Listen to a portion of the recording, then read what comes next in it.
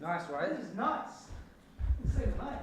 It's nice, but it's like, Where do I sit? come take a seat here. Where are my keys down here? Chuck your keys wherever you want to chuck them. Oh my god. Let's get you some water. Let me adjust. It's alright, we'll bring the water to you, bro. Can I have a sip of this whole thing? I can see it. I'm doing it. I'm taking a risk. That's it, bro. I just drank from that bottle. But you can have it, bro. I don't mind. Take the whole bottle. I had a bottle, yeah, of course. Oh my god, look at this sofa. What's going on? Look at it, check this. Oh. You think that's cool? Check this. What's that? We started. We started the episode. Where am I? You got a mic underneath your butt. Oh, crap. Yeah. Good evening. We're in a warehouse. He's in this place in the absolute middle of nowhere. This is really weird. I thought I actually was scared for my life. Were you? Walking. It was weird. Everyone was just mending cars. Yeah. We're in. So for context, we booked a studio. I didn't know where it was. I was just looking for a studio that was a studio that was like that could make an episode happen. Yeah. And it turns out we're just in the middle of loads of car garages. And there's a bed in here. There's a bed in the studio. Yeah. But it's a fake bed. It is weird. It's There's no terrible. mattress. There's not actually a mattress on it. It's a terrible bed. I tried to get the bed out of the camera shot. I don't think you can see it in the camera. But bro, how are you? Alhamdulillah, I'm good. I'm hot. Adam Afghan. Alhamdulillah. How are you? There's AC. We can't put it on. I'm actually fine. Yeah? I'm actually fine. There's a bit of a breeze coming from the windows. There's some breeze. Yeah. The thing is, if we put the AC on, then the noise is going to be too loud. This is crazy. This is literally like a warehouse. When is the last time we saw each other? When was the last time? I imagine it would have been in a Costa drive-through. No, we went to Costa and we had chocolate and we both got stomachache. That's what happened. Yeah. I had a really bad I had a bad stomachache. Did you? It was bad stomachache. Yeah. It was a bad stomachache. Yeah, I got really sick after that. Yeah, that was weird. That was Costa hot chocolate. And then when we ordered the coffee, we had to go pick it up ourselves. and then we were annoyed about that. They didn't deliver it to the table. Yeah. That was strange. You know what, bro? By the way, you should move to Dubai.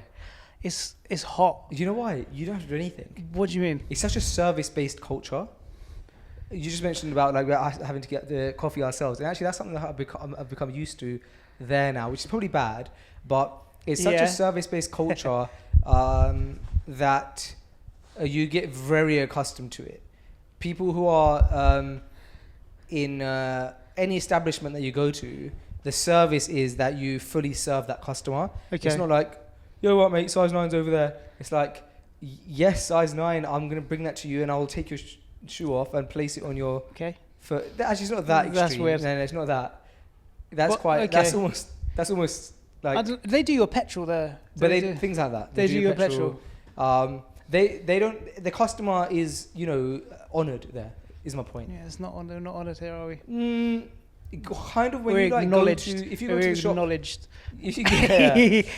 Sometimes it's nice to be acknowledged. Yeah, it is. Just, I exist. Yeah. Excellent. So yeah, you should... But that's on the topic of like us wanting to get a coffee. Let's bring his shot in. This is a great shot. As my hair looks terrible. As I got a little boop. Your hair looks good, bro. Is that a jello? That is lovely. Are you not hot? Are you much of a Tawbah wearer? I am. You are? I am. I wear it. Shalwar kameez wearer. Not connoisseur. Want to be shalwar kameez, though baggy bedsheet style clothing wearer. It's interesting you say shalwar kameez because you're Afghan. Pashtun. So as the name would suggest. Pashtun. Yeah, so big up. Big in shalwar kameez. But I thought it's more like, is that what you call it, shalwar kameez? Shalwar kameez, yeah. Oh, okay. Yeah. I like the Afghan shalwar kameez actually a lot. They're all kind of similar. It's just baggy. I think the difference with the Afghan one is that it's slightly, the trousers are more fitted. I think so, yeah. Maybe. Or there's like, do you have like the button up thing? There's a bit of buttons, yeah. Yeah. I just think the Afghan one looks quite sleek. Yeah. They all look the same to me. I think shalwar kameez, actually, if you rank clothes in terms of like the most holistically perfect item of clothing, shalwar kameez is probably number one. It's probably number one. In terms of comfort, look, yeah, you can look smart in it. The aura being covered. Yeah. You can simplicity. You see people everywhere working in shalwar kameez, they'll be doing some metal work. And they'll be wearing that. I wonder why I don't wear shalwar kameez more. You have to put the mic a lot closer to you. Oh, sorry. Yeah. But you're good now. Alhamdulillah, yeah. Just wear it wherever you want to go. Yeah. Yeah, for But any what occasion. shoes does one wear with sparkle? Oh, that's the problem. something- You put on trainers with a sparkle, you look weird. You look like you come from an airport. Yeah. You have to wear some type of sandal, some type of toeless. But I'm not. Just sliders. Chuck some sliders on. Yeah. But if you chuck sliders on with sparkles, you look like you just come out of the toilet. You have to wear the proper, almost like Birkenstock sandals, I right? don't want to do that. I don't either. I don't want to like do to that. wear Oh, sandals. don't I'm not make me a do sandal that. I don't want to do. What could you wear? Just barefoot. Classic. That's true. You Go can't old do school, that. Old school. Is that illegal to do that? To wear barefoot in the street? Do you know I what saw you- someone doing that, and he went into the toilet Really? in a cafe. In the UK? In the UK, like last week. I was like, that's weird. That's really. He went into the toilet in a coffee shop. Was he? He was not. homeless? No, Or- no. He was. He was. Established Yeah, it gentleman. was established gentleman. He was wearing Okay. shorts, so you Okay. can tell he's established. Yeah. I I saw a reel of this couple who are a barefoot couple. That's their thing. And they were, you could say, reprimanded, at least on social media and the public, for being walking around barefoot. When I say reprimanded, I mean like they were looked down upon, right? And people have a go. that's not what the word means. Isn't it? Was That's like actually reprimand is like arrested. you've been like told off a bit. Yeah, I think. reprimanded. They've been But told you off. said looked at, but Looked down look at down is fine. like it's just like No, they've been reprimanded. shamed. Okay, no, they had been reprimand. shamed. Okay, they were shamed. They were reprimanded. They and were shamed. reprimanded. Okay. And so they put out this reel that went viral of Yeah. like this hack where they wear shoes, but they cut the bottom of all of their shoes off so that on the top it looks like they are wearing shoes, but actually they were not wearing shoes, they're barefoot. And it went viral because everyone was like, why would you do that? And they were like, they were enjoying the fact that they could walk around the store with people thinking that they were actually wearing shoes, but That's they really weren't. weird. Yeah. That's commitment to the barefoot lifestyle. Why would you ruin a good pair of shoes? Why are they doing that? Was there a reason they like? Is it like Maybe they think there's health benefits. It's not even help. It's more just like protect your feet. I mean, it's painful when you step on something sharp.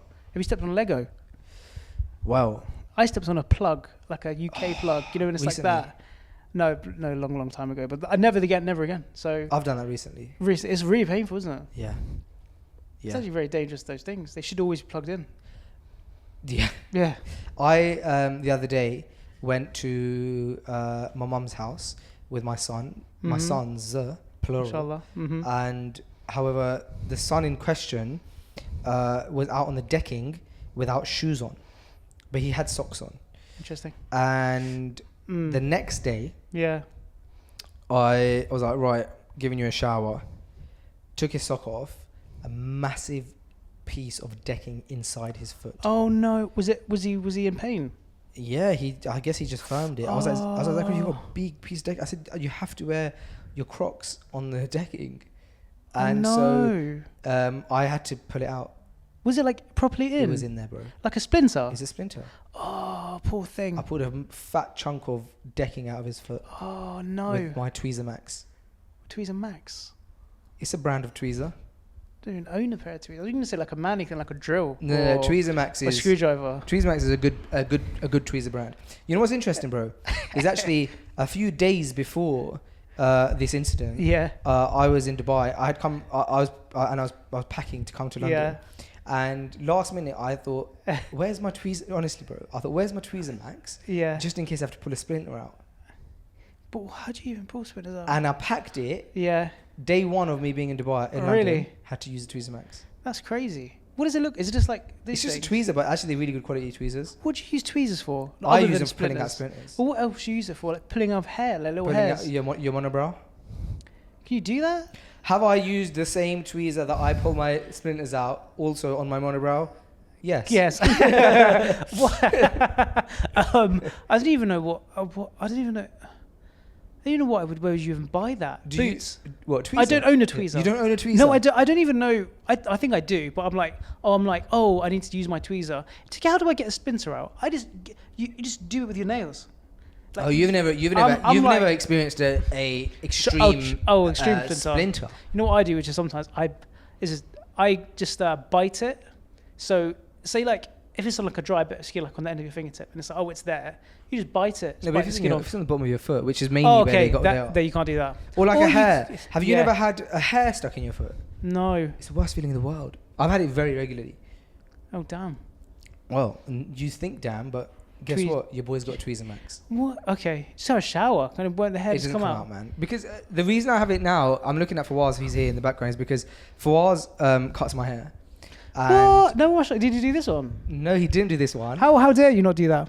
What do you think of this one? That's very nice, mashallah. Guess who did this Your one? hair looks great though as well, mashallah. Guess who did this one? Who? I did it myself. Did you actually do I did it yourself? myself. How did you do that yourself? What? No way you didn't do that I did it yourself. myself. Wallah, you did it yourself? Wallahi.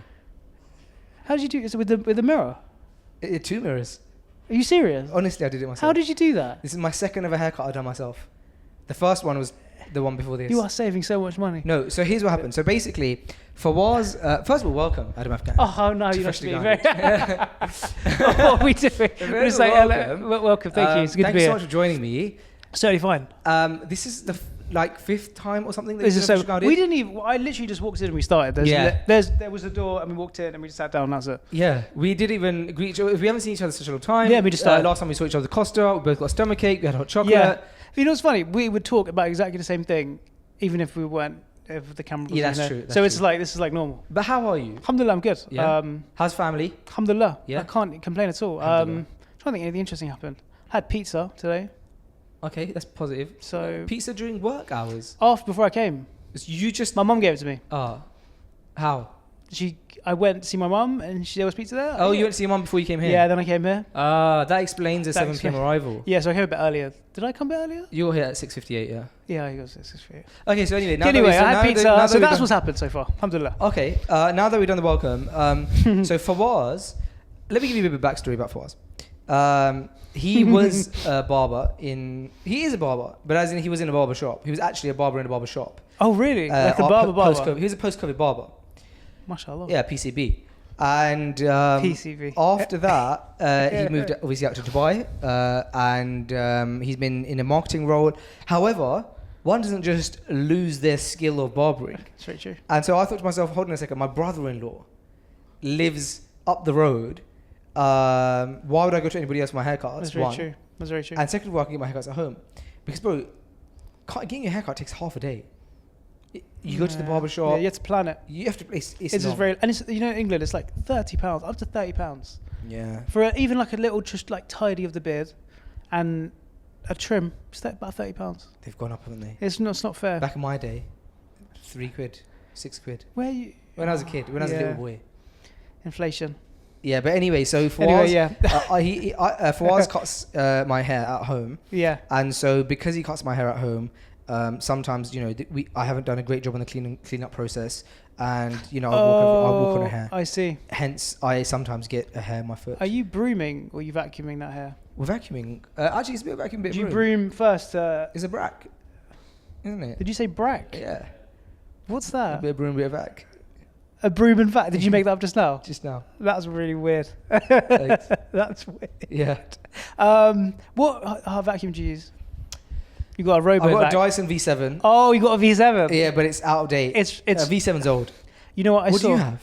I got a Dyson. I got V8, I think. Yeah. But you know what? The batteries, they start to degrade. You can get, you know, the drills. Yes, but I was Have you gonna got the say attachment? this. Have you got the attachment? You can Have you get done it? No, I haven't done it. It's like £28 on Amazon. Oh, so you can buy the attachment. Yeah, and you put the drill battery in. The DeWalt drill. The DeWalt drill, and Yes. you can turbo for a long time. No. So it's not. It's like so you can turbo for a long time. And I there's saw on Instagram a guy create that attachment. setup. Yeah. I didn't know it was something you can buy. You can buy a product like attaches to the DeWalt drill battery, plug it into the Dyson, and I haven't done it because I'm a bit scared. I'm not scared. That's a silly. Is I have to charge extra batteries because if you got the wall thing, we just go chuck it in the wall. Yeah, chuck it in the wall is quite easy. The Dyson battery is a bit of an issue, but I recently, when I was looking at vacuums online, Yeah. because Vacuums are great. V7 is not sufficient. Have you seen there's one with a laser? Neither is a V8. That Yeah. lasers dust. It's crazy. So I was thinking about my friend recommended. He said we used to be Dyson people. We've ended up going for a Samsung, Where you could have carried on. I'm going to interrupt you. and he said we don't regret it. So I was looking at Samsung. Then my wife was like, no, let's get a Dyson. So we haven't got anything yet, other than the Dyson V7. However, upon my internet search, Are you going to say what I'm going to say? I don't think so. I don't know. If I you're going to came say what I'm going to say. across Oh, no, what are you going to say? a Bosch. Okay, no, you're not going to say vacuum, it. No. So Bosch vacuums are pre-built in a manner in which you can use the Bosch drill battery as a charger. Yeah. Bish, bash, and they actually Bosch. advertise that. That's crazy. So if you have a Bosch drill and you're a Bosch vacuum, you can interchange the batteries. Yeah. Have you heard of Shark Ninja? I've heard of Shark. So Shark, Hoovers, and you know Ninja as in air fryers. Yeah. They are a company and they put them together and they make amazing vacuums. No way. Yeah, Shark Ninja. Oh, like I haven't heard of that. two cool names. Sharks and Ninjas are cool. Yeah. And you put them together and this makes a cool vacuum. I've seen Shark vacuums online, but they look like they are like a cheap version of They're Dyson. not. They're cool. They're very cool. I used one. I was like, it's impressive. So are you in the Ninja. market for a new vacuum? I would get a Shark Ninja. I would have a go. Are you actively in the market for a new vacuum? I'm always in the market for vacuum. Fine, I'm like, you're like, have you? Yeah, you're never not in the market for a new vacuum. Extension leads. Yeah. Lawnmower. Yeah. Vacuum. Yeah. Sander. These are the things that I'm like, I'm always in the market. Drill. Yeah. I love a good. You know what I want to get? Impact. You know those like big impact drills. I've got one of those. Have you that can like go through this wall? Like zzz, like. Yeah. Why? You have to hold it with two arms. It's powered. You got to plug it in, and you got the hammer drill setting, and it can go through anything. Because have you tried to use the hammer drill on like the DeWalt or Bosch ones? Yeah. And it's like, and you're just like. Yeah, it doesn't work. Yeah. And this takes ages. Yeah. Yeah, I want to get one of those. So I got one of those. Yeah. Yeah. Do you have it? I was going to say, can I have a go? Do you have it? Would you take it to Dubai? Well, so no, I don't have it with me in London. But it's in Dubai. Yeah, I bought it in Dubai. You're actually not allowed to travel with power drills. Have you seen that clip of that Sikh brother? Oh, he bought like a hammer and knife set. Like, I bought like a. Did he bring a hammer? He just had a whole toolkit, I think, like with him, and you can't travel with this on a plane. I don't know. You would think you could because these are my tools. I need to work. If you take a laptop, a builder doesn't have a laptop. He has tools. That's true, and tools are expensive. No, exactly. But obviously, it kind of also makes sense why you can't carry tools on a plane. Yeah, because you could obviously. You should have damage. The drill. You'd undo the window. Can I plug this in? What are you going to do? Where's the plug? Yeah. Why? Yeah. And also, you have a tool that can like start undoing the plane. Yeah. It's like the seats. You can fix the plane. I was like, this is a bit wobbly. You're like some cheaper budget plane. You can. There you go. I recently, speaking of planes, became friends with a Emirates captain. Oh really? Yeah, and captain. So I've been asking him all the pilot questions. What are your pilot questions? You must always think if I could sit in front of a captain of a plane, there's so many questions I would ask him. I don't know what I would ask him. I would say, have you seen? No, I'm going on a tangent. I'm going to ask you. Have you seen the film Flight of the Navigator? No. Okay, well that's another question. Because it's about an alien who meets a boy who goes back in time, and they're on a spaceship. It's nothing to do with planes. Let's go back to planes. It's questions like, I said to him stuff like, is turbulence really that bad? That's a good question. But like, you're a captain. So what I realized, first of all, what I found out is he's a captain, which is the highest form of pilot. So he's not a co-pilot. It's actually a separate thing. I see. I thought the job is pilot. Yeah. And in every plane, they put two pilots, equal roles. And you take turns to drive the plane. Yeah, that's what I thought. Turns out that it's captain who's at the main pilot. He's in charge of the plane. And that's a separate role. And then co-pilot is the co-pilot, and that person is not captain. That's interesting. Did you think that there were just two pilots? And I one did think just that. took the role of co-pilot. It's like when you think about a ship. There's a captain of the ship. Yeah. So that's true. So he's captain. Yeah. So I asked him loads of questions. Well, things like, how much of a discount do you get on flight tickets? Where do you sleep if it's a long flight and you're not flying yet? Does the company pay for your hotels? Do you get treated really well because you're a captain in your uniform, like how the stereotype? Yeah. Which celebrities have you flown? But also, the turbulence one. Like, is turbulence really that bad? Because you're a captain. So if anyone's not going to be scared, because you know the reality is you. Yeah. And actually, that answer was really interesting. What did he say? So I don't really get anxious on planes. I fly so often. Diazepam? Are you still taking diazepam? I'm not. No. I stopped as well. Yeah. Because they're pointless in the end. I was like, what's the point? And I don't think it's good to take that. I don't think it's good. It's really not very good. Yeah. A lot of people told me don't do it, and I kept doing it. I was like, actually, this isn't good. After our first ever episode together, where we spoke about sleeping tablets ad nauseum, I got a lot of kickback from people who know me, like family and friends. Yeah. They're like, we didn't know you took so many sleeping tablets. Is it really sleeping tablet? Yeah. I only took it on planes though. Yeah, I only took it on planes. It was diphenhydramine. I know what Not that is. diazepam. I took Diazepam. muscle relaxant. Diazepam, isn't that for depression? It used to be for depression. This is what the doctor told me back in the day. Like housewives used to take it to get to like muscle relaxant. No, to get less anxious as an antidepressant. But then I used to get addicted to it. But it's really weird. It didn't really do anything for me on the plane anyway. No, I used to take diphenhydramine, which is actually a medical. Oh, it's actually a sleeping tablet. I didn't take that. Don't quote me on that diazepam thing. I don't know what I'm talking about. But I stopped taking it. Yeah. Yeah, well, I stopped taking it as well. It's not. There's no. Yeah. I just thought I'm getting old. I'm 30 now. Yeah. And I thought, I don't know, man. Maybe it's not good for my heart and stuff, like taking sleeping tablets on planes. Yeah. Like I do get the benefit of. I did enjoy the benefit of going on a plane, taking a tablet, and then waking up in another country. That's the best cool, thing. Yeah. But it's not worth the potential health risks of taking that tablet. Yeah. And I also got reprimanded a lot by both the public and the private sectors. And the private sector. Oh my god. Yeah. No, you shouldn't say. What do you think about caffeine pills? And I'm not a fan. I don't like anything pill form. No, nor do I. It's I like weird. to enjoy a coffee as well. I like a coffee. What, are you steaming the milk? Are you frothing it? Are you frothing? I'm neither frothing nor steaming. Are you frothing at the mouth for frothing milk? No. No. I Using have an double. espresso machine.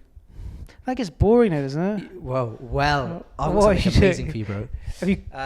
We get. There's no coffee here. No, I'm sorry, bro. I should have ordered a coffee. No, I had You had a pizza. three. I had three. You And, had a pizza, and pizza. Fine, okay. I'm finished. Sorry, that's awful hosting of me.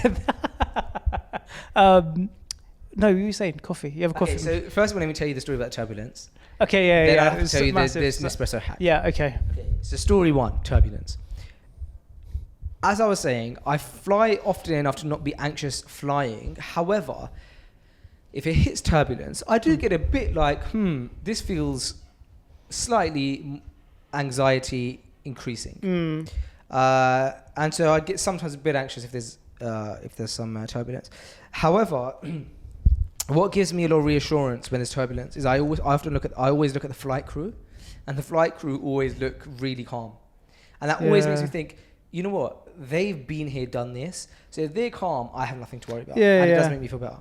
There was one time where there was turbulence, and the guy, I was sat at the front, extra legroom seat. So then in front of me is the where they have to take their seats, the jump seats. Yeah. And the guy, the air host, he looked really anxious, and it really made me anxious. I was like, why do you look so anxious during this turbulence? Maybe it was one of his first flights. Anyway. So, however, I even though I sometimes get anxious during turbulence, I am well aware that turbulence is a normal thing that happens on planes, and actually it's probably not anything to worry about. So I put that question to him. I said to him, is turbulence even that deep? Right? Yeah. Here's me thinking he's going to go, no, it's fine. Like, turbulence is normal. He goes to me, well, yeah, sometimes turbulence can be quite bad, yeah. And I said, yeah, I was like nervous. I was like, yeah, but what do you mean by that? Not like worrying, right? Yeah. It's not like it's raining when you're on the motorway. He's like, no, it can be quite bad sometimes, turbulence.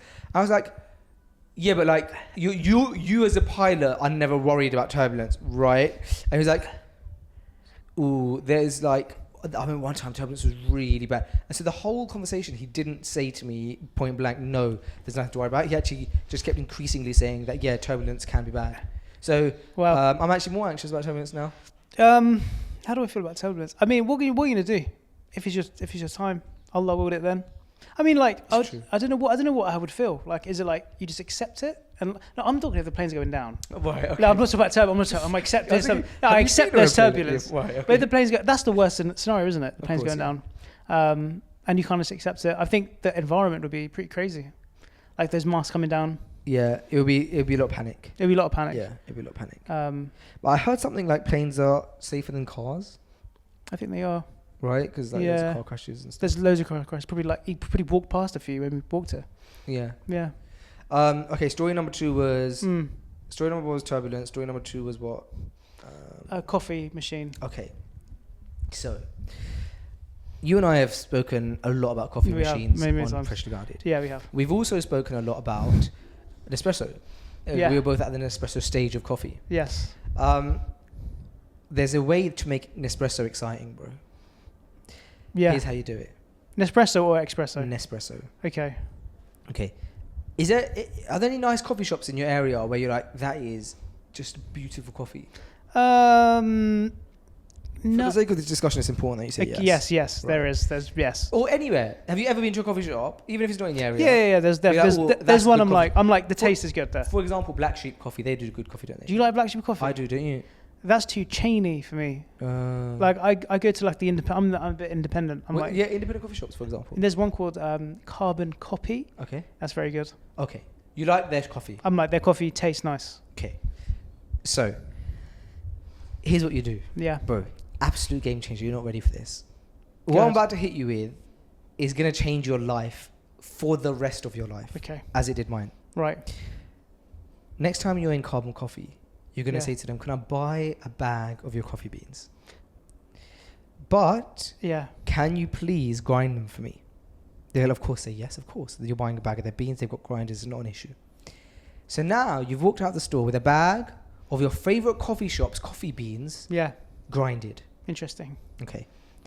You then go to amazon.co.uk Yeah.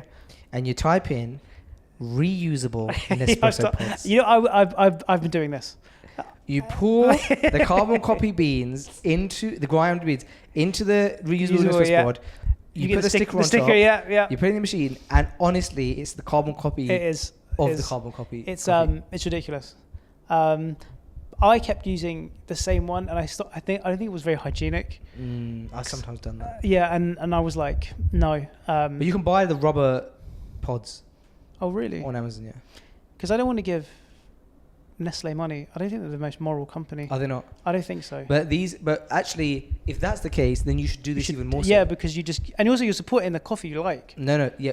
Well, there's a few reasons. A, you're supporting that small coffee brand. Yeah. B, Nespresso don't want, they tell you that you cannot do this. Yeah. If you go to an espresso store, they say, no, you can only put Nespresso. Because there's a QR code around a thing. That's what they say. Yeah, but it doesn't matter. It doesn't matter.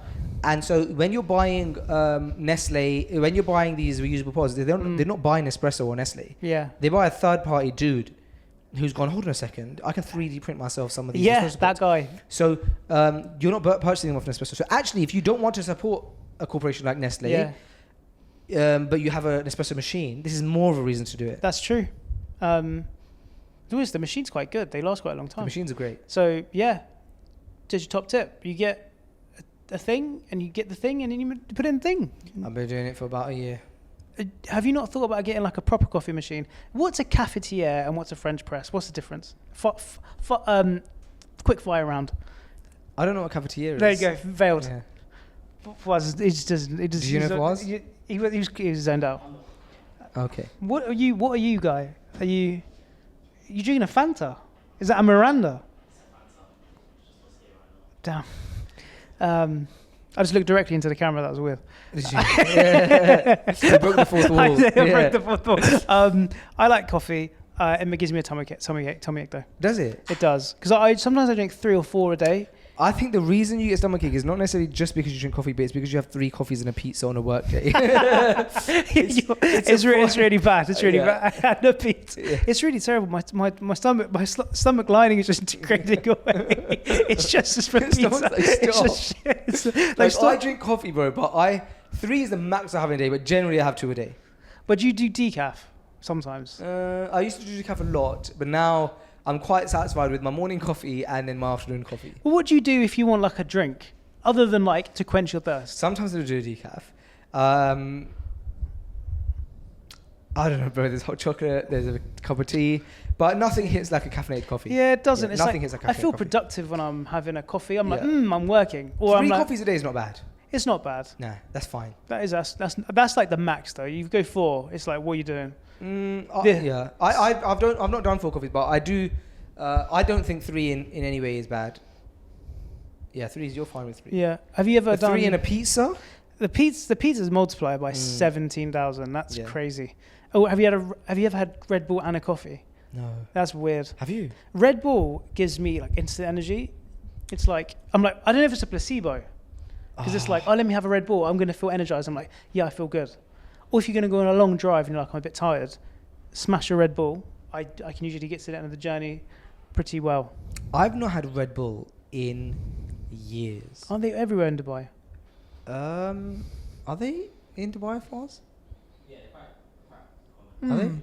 I don't remember seeing a Red Bull anywhere. Sorry, I was just checking your camera. I don't remember seeing Red Bull anywhere. Well, I don't drink Red Bull, man. I think that it can only be net negative. Probably. Coffee, at least, you know, it's a bean, right? And beans are good for you. Yeah, that's true. Would you grow your own beans? People are doing that now. Well, coffee beans, do they? They're burying the beans in their garden and they're roasting them. No. Yeah, you could do that. You could do that. Maybe it's a little project you can do to I wouldn't do it, but that does sound really interesting. That sounds quite cool, doesn't it? It sounds almost impossible because you hear about coffee farms and you roast it and then you grind it. It's pretty simple. It's not simple at all. That's interesting. Are you oat milk? Are you almond milk? No, soy? Bro, I'm full fat. I'm full fat as well. I'm cow. I'm full fat cow. Blue. There's a gold. Blue. Is there a gold one? There is a gold one. What's that? I don't know because gold medal. It kind of happened when I went. What's gold? Gold milk. Maybe it's like been something. There's what's red? Oh, red is less than green, isn't it? I tell you what. Next time you're in Skims. Dubai, you haven't been in Dubai the entire time I've lived there. I haven't. Because why? Did COVID happen? Something happened. I went post-COVID. Yeah, you did. That was nowhere near. No. We actually did COVID episodes. Yeah, we in did. Fact, the cane mask came out. Yeah, in the COVID I was thinking episode. about that. Yeah. Hope no one ever watches. The thumbnail is you. It's in a me cane putting mask. on the cane mask. I've still got that mask. I don't know why I haven't. It's just because I was like, I don't know what. Other than like You should bring the family. coming to visit. I was thinking of going. Yeah. Do a family trip. It's a nice Islamic family. Easy. It's obviously one of the best places to go, isn't it? Yeah, it's lovely, bro. It's like super easy, quick. Well, not quick holiday, but you can have a nice. Well, trip. London to Dubai is the fastest flight. London to Dubai is the most common flight in the world. No. It is. Is that why everyone has Dubai and London flags in their Instagram bios? Maybe. That's probably why. It's Maybe. like this is my normal journey. This is my journey to work. It is my regular flight. That's pretty cool. So, yeah, the reason I say that is because it would be nice to have you on an episode out there. However, milk. The reason I was asking you, the reason I was asking if you, I was talking about Dubai is because there's a shop in Dubai called Rumaila Caf. Rumaila Caf, okay. It's a drive-through caf. Yeah, you get coffee from there in Jumeirah. But it's that's the caf, if I'm not mistaken, of a farm called, you guessed it, Rumaila Farm. And so they basically make coffees and they sell cartons of milk from the farm. As coffees are made from the farm milk. And so it's basically straight from the cow's udder into your mouth. They do that in England, I think. But not in London, like England. Bro, this is top. This is one of the best coffees I've had is from Rumaila Cafe. And you had the milk in the coffee? They do it. They make your coffee for you. But you didn't have the milk? No, but they use the farm milk. They use the milk fresh every day, comes from the farm. Oh, I see. So you get I'm saying it's from the udder to the mouth. Fresh. Yeah. Interesting. And then while you're there, you can buy cartons of milk. And you can buy rice pudding that's made with their fresh milk. I would get fat if I'd move there or visit there. It's really good. Sometimes when I need something to do in the morning with the kids, I'll take them for a drive to Rumaila Caf. Is there like viewing gallery there or anything to view? What, like to view the cows? Yeah, or delivery truck? The caf itself is separate from the farm. Interesting. How is there a farm in Dubai? It's the whole desert. How are they keeping cows there? For us, please explain immediately. That's a really good question. That is, how are they keeping any cows there? I never questioned it. Maybe it's like a football pitch. There's ways. Yeah. They actually. They've obviously probably created the environment. They probably created the environment of a farm. Synthetic environment for cows. Not synthetic cows, but like artificial environment for cows. But whatever those cows are, they're producing good milk. No, it's definitely cow's milk. Their logo is a cow. Have you tried camel's milk? I've not tried camel's milk. Well, have you tried camel's milk? Have you? No. Have you tried camel's urine? No, have you? No. Have you ridden a camel? I've reluctantly ridden a camel, yes. Have you? No. I was going to say no, have you? I haven't. For us, have you? For us, is quite the horse rider. Are you quite the horse rider? Yeah. Are you quite the camel rider? He's ridden a camel or two. I love horses. Yeah. They're really beautiful, are they? Excuse me? I can appreciate them, yeah. Oh, I'm just not an animal guy, bro. I really horse is like majestic. If you type majestic into Google, a horse will come up. Yeah, most likely, yeah. Yeah. And there's lion's mane or horse. Yeah. Well. Milk, you were talking about. Do you remember that episode of Fresh Grounded? Maybe it was with Sam when this clip kind of went viral when I was talking about how I rode a camel and how my wife was sat at the front and I was sat at the back and I was kind of like holding it to her as opposed to holding it to me and how embarrassing I've never that was. seen that clip. And there's that clip somewhere on Fresh Grounded. You know what clip made me laugh the other day? Of you in your house and you're like, oh, the burglars. And you're like, oh, I thought the kids woke up, but it's just a burglar. And you're like, oh, that's so funny. I laughed so much at that. It's like, oh, it's just some burglar in my house. Fun. I've been enjoying Instagram recently again. It's quite, your content's really funny. That one really, very. How did you come up with it? Did you sit down like, that would be funny? Did you put the camera up? And then Do you know what, bro? No, some of them you see other people create content like that and you think, oh, that'd be really funny.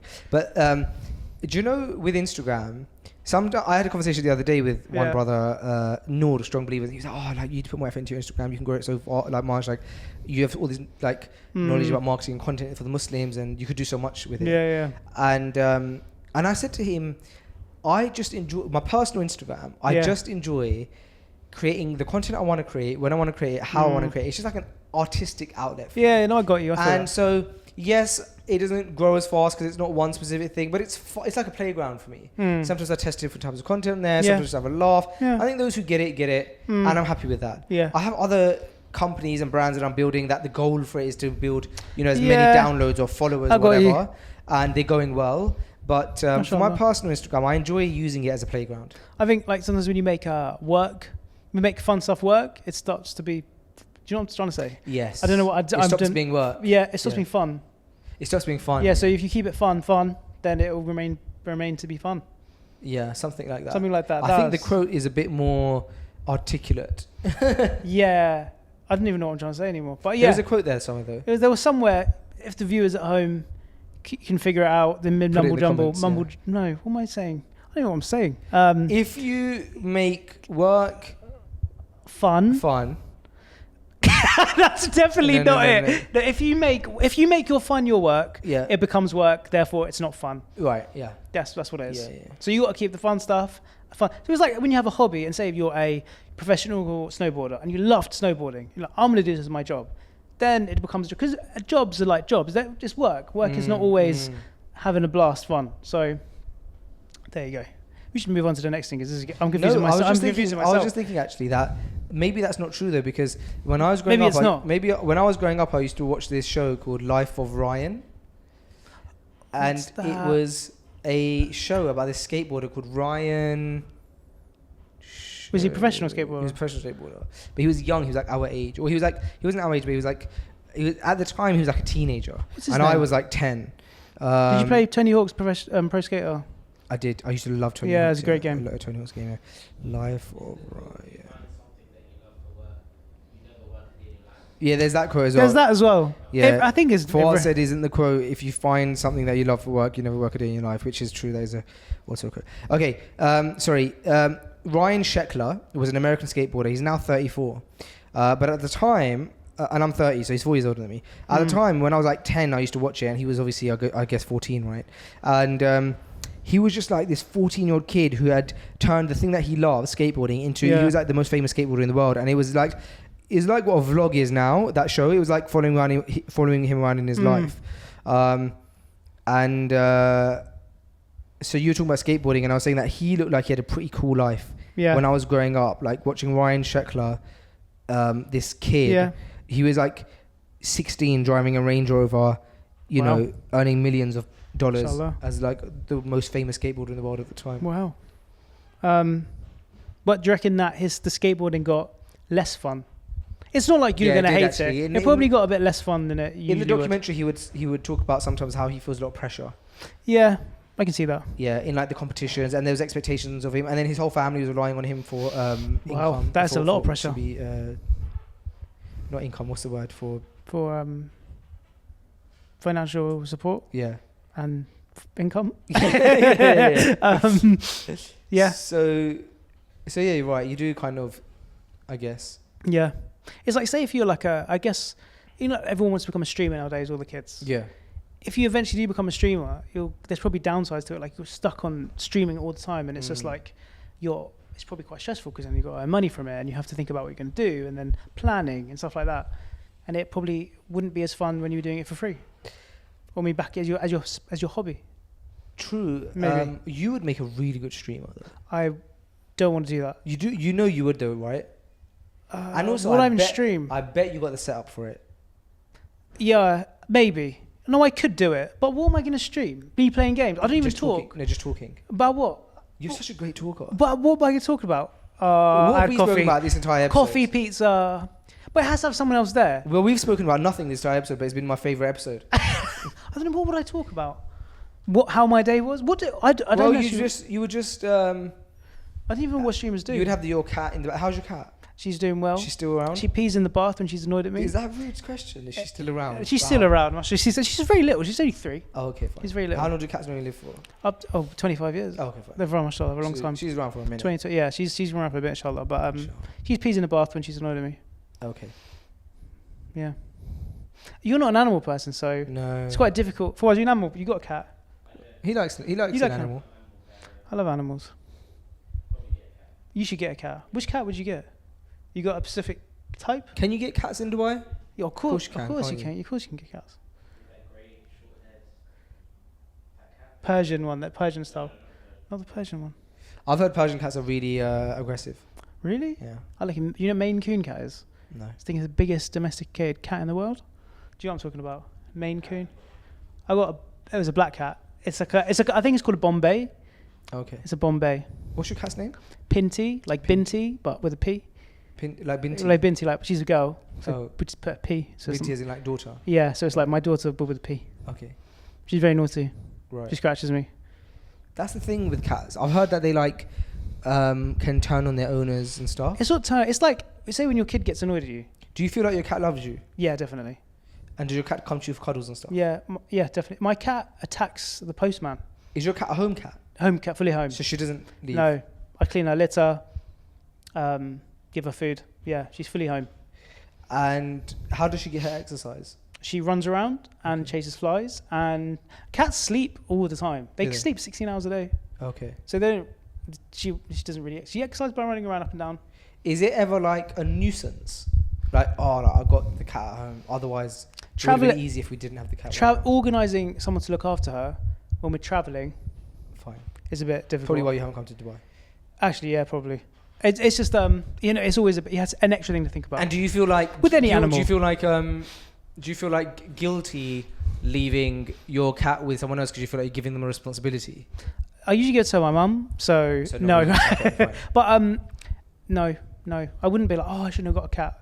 I love having a cat. I want to get more cats. Oh, really? Yeah, I love cats. Did you have her since she was a kitten? Kitten, yeah.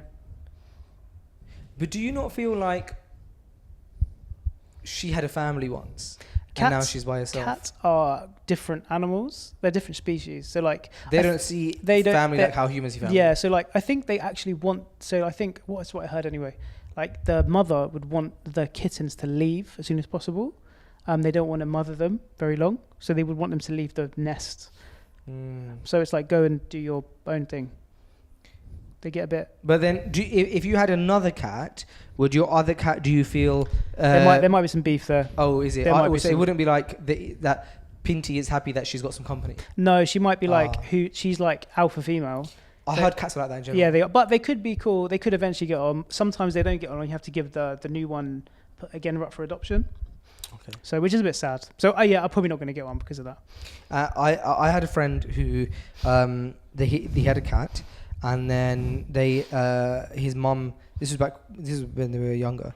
Then his mum had another baby. So, my friend's little brother was born, and the cat would attack the baby because it was like, that's crazy. This is who are you? And so they had to get rid of the cat. Oh no. Well, I mean, baby or cat. I mean, it's a no-brainer, isn't it? Yeah. Baby. You're gonna say. But yeah, bro. So I heard that cats can be quite territorial in that. They are. They're lovely though. I like wild animals. Do you like dogs? No, not at all. Is that Islamically? You like always been like, oh. Well, here's my theory on why I'm. Because they're quite scary. They're quite scary. Well, they are scary. Here's my theory on why I'm anxious around dogs.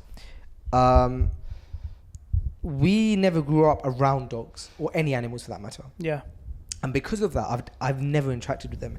And so for me, it's an alien concept to interact with anything other than a human.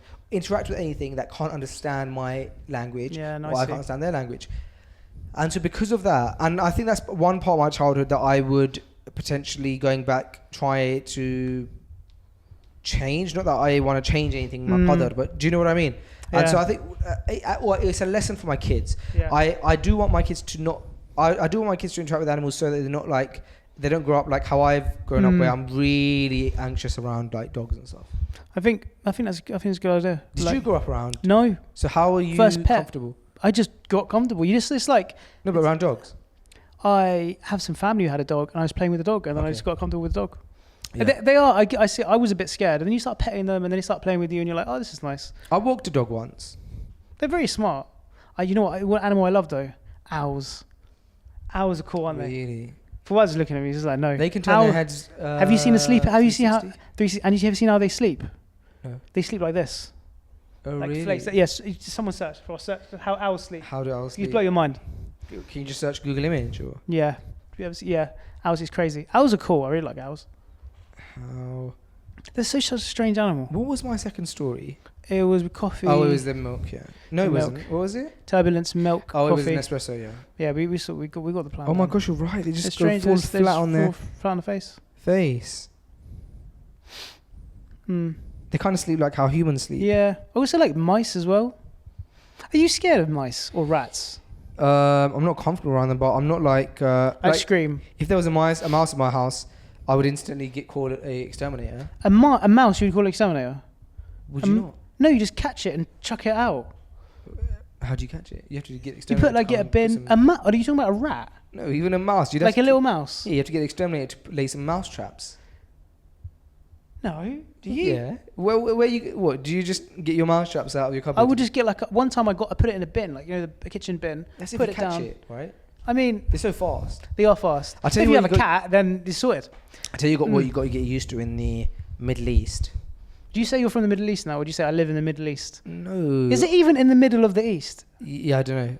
Isn't I it don't more? even know. Isn't it more westerly East? I have no idea. That's a good point. No, That's I say good. I'm Go from, on, sorry. I say I'm from London. Middle Eastern.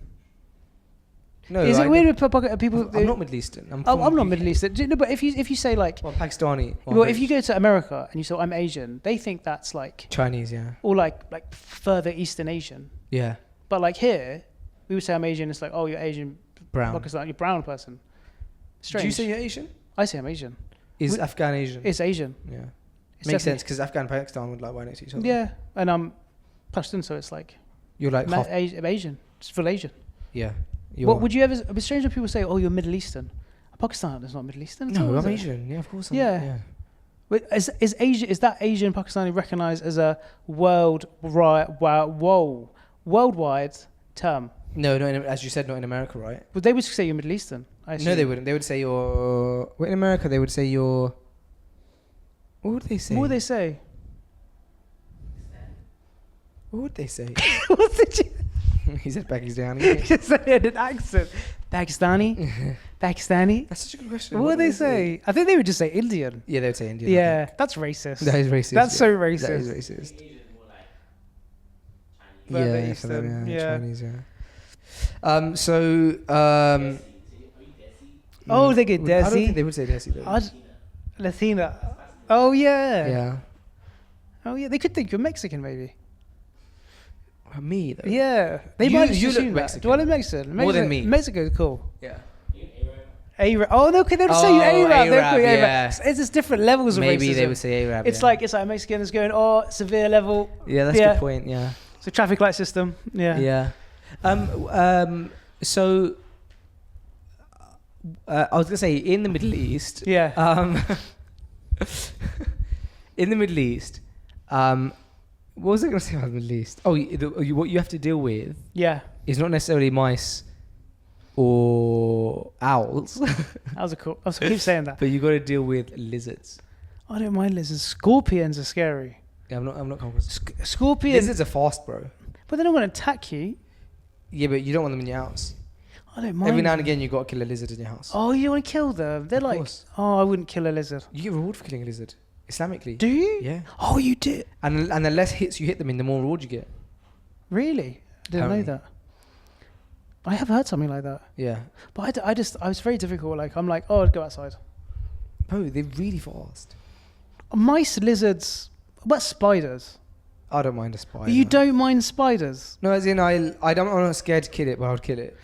I don't like killing stuff. I feel so bad. Right, like I killed a fly accidentally. You know what the worst thing is? What bees? If you accidentally kill a bee, I feel so sad. I wonder what the Islamic ruling is on Bees? like killing flies and stuff. Because I remember looking into it once. I remember seeing like if this thing is going to cause harm, then you can kill it. So for example, if you got a fruit fly around your food, and obviously if the fly poos on your food, you can get an infection and get ill. So if there's more benefit in you killing it, kill it. But generally speaking, if you don't have to kill it, don't kill it, I think. But then what do you do with like a spider? Okay, we can agree that the optimum thing to do with a spider in your house is to, catch it and let it out. Yeah. But if you killed a spider, which I'm sure a lot of people do, yeah, what's the Islamic ruling on that? Are you committing a sin? Don't know. I don't think you should be killing stuff. Like in general, you should be like... In general, right? Yeah. Like you should keep it... Yeah, but then we kill a lot of stuff. We drove here. Probably killed loads of flies. Yeah, but that wasn't intentional. Driving the coast, true. That wasn't intentional. But even, I don't know. That's another question for... It's a good question, It's a good question. Yeah. How's the jits, bro? It's good. It's very good. I get beaten up a lot. Really? You still doing it? Of course. Where- I train at a Submission Grapple Club now. Oh, you moved. I moved, yeah. It's no-gi now. More no-gi. Ah. So Has he ever come in? Big nog or little nog? No, no-gi as in... So the gi... Do you know what I'm talking about? Oh, no gi. Gi. Oh, I thought you were saying like no gear, yeah. Because the Nogueras have jiu-jitsu Yeah, clubs. they do in Dubai, right? Yeah, in They Dubai have as well. one in Dubai, yeah. And so because you had Gracie jiu-jitsu before. That was Roger Gracie. So I thought you were saying that you've moved from Roger Gracie to Nogueira. the No. Nogueira gyms. I'm focusing And on... now I sound like an absolute... You've never trained before in your life? Because you were saying no gi. And I thought... and I said, big nog, little nog. Okay, so you train without a gi on. Yeah, so Right, it's more okay. like submission grappling now. That's interesting. It's very fun. It's very fun. Are you like seen as a betrayer in the world of jiu-jitsu now though? Because like gi is quite a big thing in jiu-jitsu. I guess I would. It's just because I wanted to focus on it. It was a big gap in my game. I'd never trained no gi. I was with the gi, and I was like, you know what? Let me try it. I really enjoy it. So simple as that. And where are you training? Submission Grapple Club. Oh, you said, yeah. Really, yeah. But this is not like one of the more known ones? It's pretty known. Okay, fine. My coaches Owen and Silvio. They're really good. And are you what belt are you now? I'm purple belt, but has that changed since we last met? I've changed. My mentality has changed. I guess it's like I'm chasing skill rather than the belt. But what were you the last time I asked you? Were you still I purple? don't remember. I've been purple belt for a long time now. How long have you been purple belt? Over 2 years. Okay. It's quite a long time now, but the skill is what I'm chasing. How good are you? Terrible. Are you? I get beaten You up a would say lot. that, you would No, say I'm that. not very good. I mean, can imagine like, you being quite good. I'm not. No, I mean, the people I train with are very good. So, But you've More also been doing relevant jiu-jitsu to- for a long time now. I have, but I don't train as much as I can. You know, you got family. It's hard. Like, for example, how often do you go to the gym? It depends on the season. That's not the answer I expect. Yeah. Well, so, like, in a good season, how often would you train? 5 times in a week. Really? Because I now train I got a gym membership next to my son's school. Okay. So I drop him to school and go to the gym. Okay. This has only been this happening for about the last 3 months. Interesting. So prior to that, I was not going to the gym at all. Okay. Years ago, I was going to the gym 4 or 5 times a week, but for a long time, I've been inconsistent. But because my son is not in school at the moment because it's summer holidays, I'm not training at all. Oh, I see. So why I So was saying that. From September, I'll be back to 5 times a week. So it's like the consistency is always difficult with jiu-jitsu because you have to once or twice a week I can probably do now, like max. But before it was like 3 times I heard regularly. you have to go a lot. Yeah, to learn. So now it's slowed down. But when you get older, that's how life goes. There's a new gym opening in Dubai, where it's a boxing and Muay Thai gym, but it's fully segregated, no really? music. Women are taught by women, men taught by men. No hitting in the face. Completely halal gym, like a boxing studio, private studio. That's cool. And I was telling them they should do jiu-jitsu actually, and that's opening next month. This month, August. Inshallah. Amazing. So how cool is that? That's really cool. Why haven't you started jiu-jitsu or any grappling? Because there's loads of places in Dubai. You've been asking me to do jiu-jitsu for about 5 years. Yeah, just try. And Ash has been asking me to do it for 10 years. So. And he now teaches jiu-jitsu. Exactly. He's got his own academy. He does, mashallah. Um, Just start and you'll like it. I really need to start. I really want to start. It's like one of those things when you start a sport you like, you don't do it just for getting in shape. You do it because you enjoy it. So therefore, like the secondary outcome is you getting in shape, but the first outcome is you're having fun. So it's like a motivator. I think I'm scared to start because I know that I have to go through the process of being a newbie and right at the beginning level. It's a hard journey though, isn't it? Yeah, you're climb right. the mountain, You've climb the gotta start at learning some curve, point, right, yeah. and then you get to that and you're Is like, 30 oh, it's all too old good. to start? No, I know people who are 40, near 50 started, yeah. How old are you now? 35? 30, 30 something? I actually forgot the other day. 34? 33? 33? 33. I think so, yeah. 35? How rude I of don't me. know. That's really so rude. That's I really don't. rude. But like, I just knew you were a tiny bit older than me. Yeah. I know that I'm now 30. You're 35. Do you get offended if people think you're older? Oh, you're half a decade older. Half a day. You don't look 30. Thank you. 33. You're 33, right? Yeah, I think I'm 33. I'm actually not sure. Right. When did you stop counting? What? Like how? 33? I don't think I'm 34. Am I 32? What year were you born? I'm not going to reveal that. Okay. Oh no, people can work out. Yeah. Okay. Around about 30 something. 33. I think 33. Interesting that you don't want to reveal the year you're born, though. But Isn't it? You don't have to, but I'm just saying, isn't that interesting? It's quite interesting. What do you reckon that's a personal thing? The year you're born. I don't get if someone. I don't. It's like when they do. I've come across more people not wanting to reveal the year they're born. I don't understand, but maybe I'm just an open book. Maybe I don't mind, but you know what? No, you shouldn't tell us. I don't peer pressured. I'm not prepared. I was gonna say, what's more intimate knowledge? Your salary or your age? Of course, your salary. But why is it? Yeah. I think that it's rude if you ask people their salary.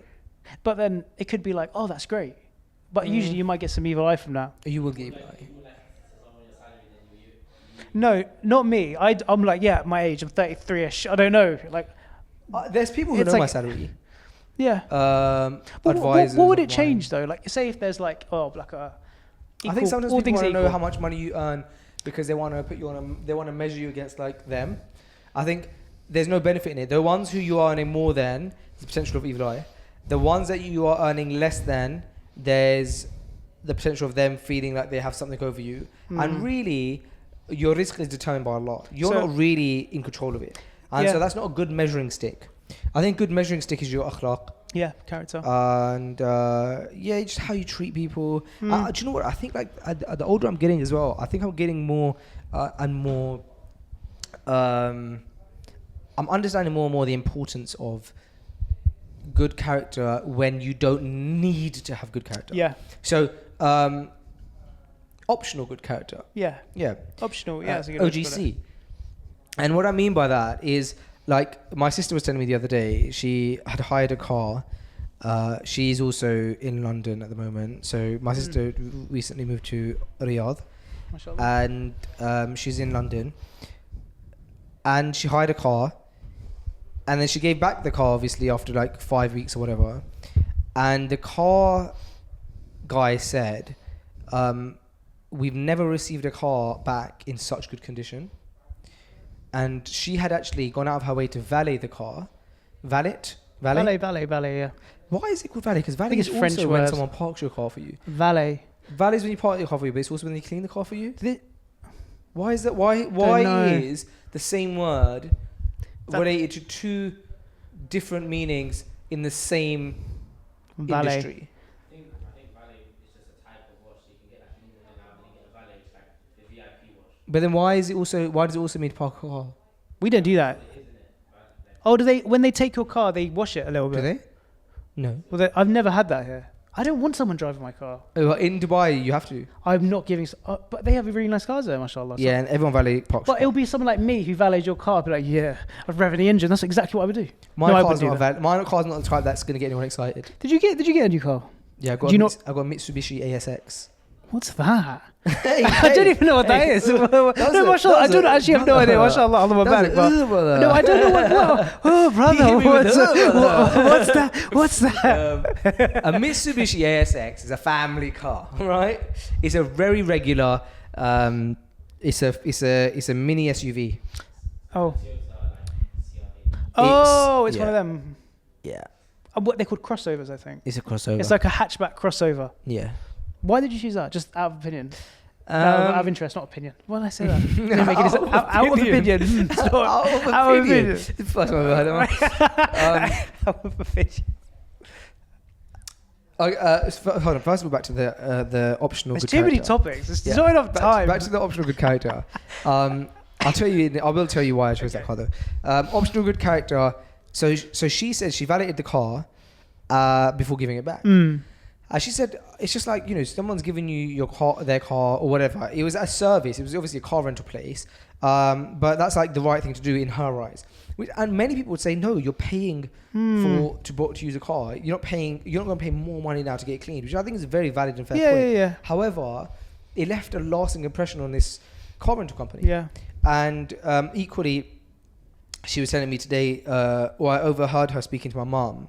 I was earwigging of a conversation where she said that they, when they gave their Airbnb back, the Airbnb host had left them a review saying these have been like the most easygooing guests in my Airbnb. They left it even cleaner than how they received it. Wow, mashallah. So I look up to my older sister actually a lot in those situations. Mashallah. I think to myself, yeah, you can have good character even when it's not required from you, because it leaves that's lasting true. impression, and it's important from an Islamic perspective, and it leaves. And even Mufti Menk was saying this in the last episode. He was like, you know, he tries to make sure that the hotel room is clean and stuff like that. So yeah.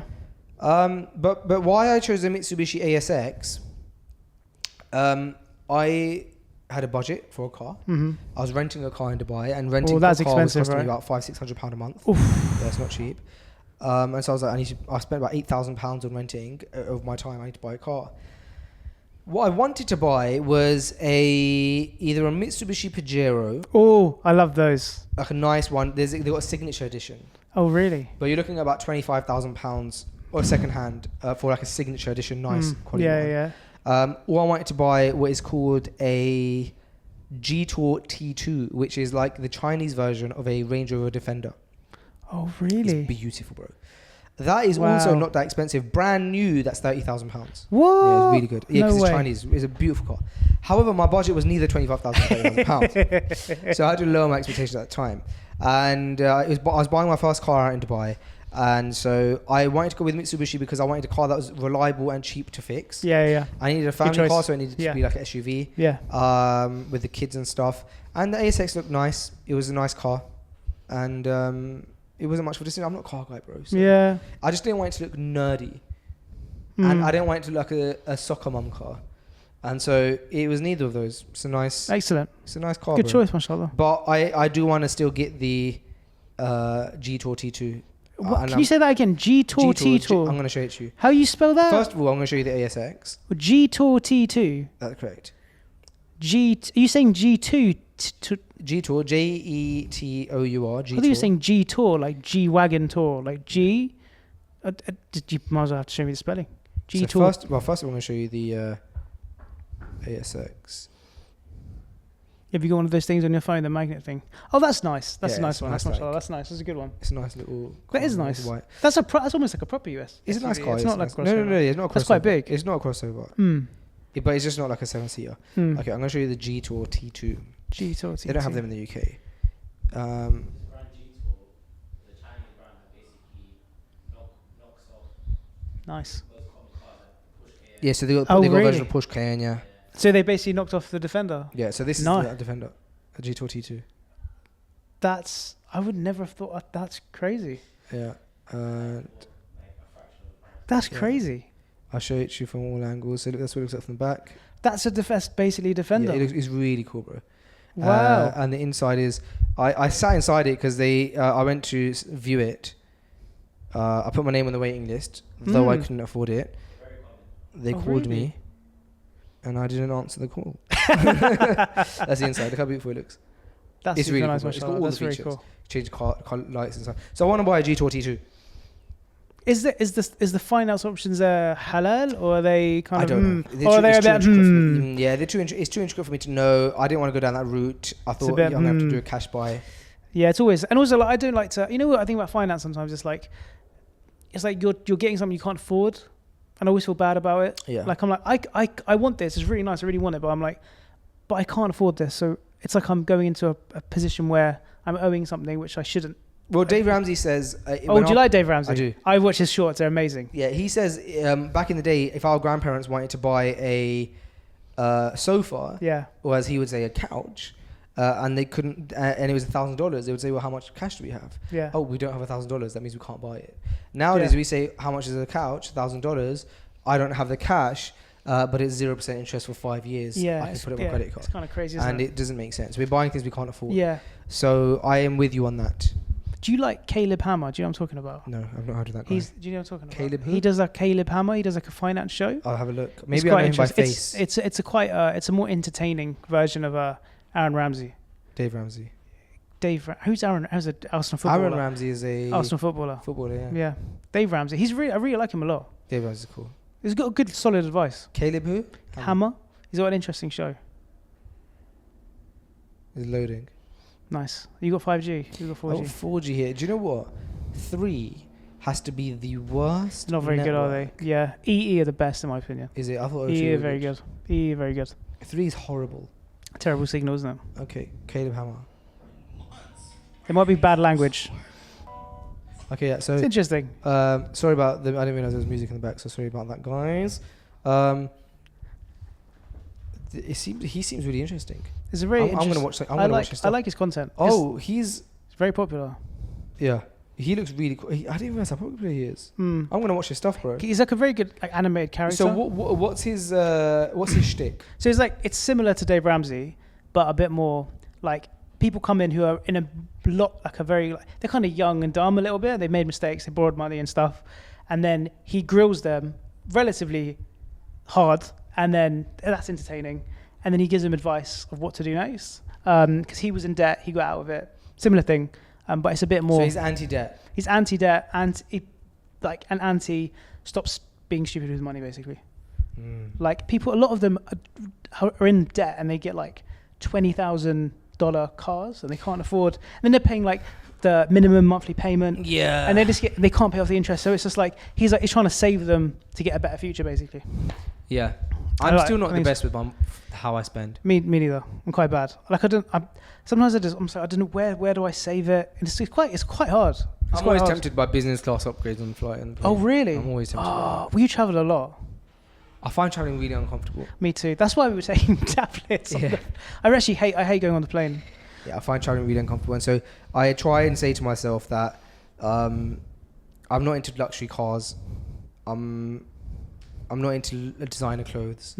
I'll find one place that does good t-shirts, and I'll buy 10 t-shirts from that place. Really? There's a place in Dubai called Cotton On, and they do Oh, these. that's a cool they name. do these heavyweight, oversized tees, and I liked them, and I bought 10. Do you know what I've been doing? Do you know what Vinted is? I've heard of it. It's like pre-owned clothes. My shoes are from there. This is from here. Really? Yeah, I'm just buying everything pre-owned now. That's really environmentally friendly. It's not even for the environment because I'm just cheap. I don't want to buy full-price clothes. No, but it's good. But I chuck it in the wash and I'm like, this is mine now. Of course. If that person's smell is gone, Yeah. Adam's smell goes upon, Yeah. and that's it. Yeah. And there's mine. It's my clothes. Yeah, you've owned it via smell. Via smell, yeah. Yeah. That's how we transfer ownership nowadays. That's true. Smell. Smell. It's actually that's a serious thing. Like, if you have something, it's got a smell on it, it's still yours. That's true. Well, I remember one time I had a Ralph Lauren jumper Oh, turn up in mashallah. my cupboard. It was a really nice green Ralph Lauren hoodie, a zip hoodie. Yeah, I just couldn't figure out whose it was. So I looked up the Islamic ruling on this, and I did. Bro. That's funny. And it turns out that what you have to do if this scenario occurs is you have to go to, in the olden days, you'd go to the marketplace. Yeah. The ruling was go to the marketplace, Yeah. i.e. somewhere where everyone is. So that could be nowadays your Instagram story or whatever. And say, someone has left this at my house. Yeah. Whose is it? You make it, like, this is if you don't know whose it is. You know, you try and figure out whose it is. Yeah. And then after that, if no one claims it, you wait 1 year and then it's yours. You Oh, own it. really? That's a Islamic long ruling. time. I mean, for Bro, ownership. guess what? What? I did that exact process. It's the first time in my life. So what I did is Wasn't it your brothers? So I found a random Ralph Lauren jumper, a That's beautiful crazy. green, thick Ralph Lauren jumper that every time I opened my cupboard, I looked at it and I was like, I really want to wear you. Because by the way, like you said, I'm not really a designer clothes guy. Although is Ralph Lauren designer? Yeah, Yeah, it's, okay, it's pretty high end. I say I'm not a designer clothes guy. Like as I've gotten older, I bought one. Like I only wear my trousers from. I don't know if it's design, but I only wear Gymshark trousers because Gymshark are very comfortable. And also they're quite a good brand, like to quality. Yeah, quality wise, I love Gymshark. I only wear branded socks because I find branded socks comfortable. I only wear Calvin Klein boxers, so I'm a bit of bougie. I buy my socks on Amazon. These were bought on Amazon, but they branded Amazon. I got spaceship socks. Yeah. Anyway. But anyway, I'm not like, you know, I don't think I'm that bougie when it comes to buying clothes. Anyway, what was I saying? The Ralph Lauren jacket in your wardrobe. There's a Ralph Lauren jacket in my cupboard. Every time I open my cupboard, I'm like, this is amazing. No, the horse was white. So I opened the cupboard and I was like, I don't know who this is. So I sent a few texts out to people, friends of mine that have been. This is serious. This is like an investigation. Yeah, sent a few texts out. This was years ago, bro. This is like maybe 5 years ago. I sent a few texts out to friends that I know who have both potentially been to my house. Interesting. Who may have left a jacket and who I know that would wear this kind of item of clothing. They all was like, no. There was in fact one friend who I was certain it was him because it was his size. He wears Ralph Lauren. He comes to my house often. And he was like, no, that's definitely not mine. I was like, oh my gosh. So then I had to go to step 2. I had to go to the marketplace and say, hey, has anybody left their job? So I think I was somewhere, I was a bit, maybe I put it in my, somewhere equivalent to a marketplace. I made it obvious like, hey, someone's left their jumper at mine. If it's yours, let me know.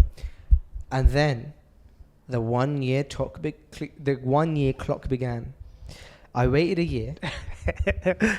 And after a year, I took that Ralph Lauren jumper and I put that baby on.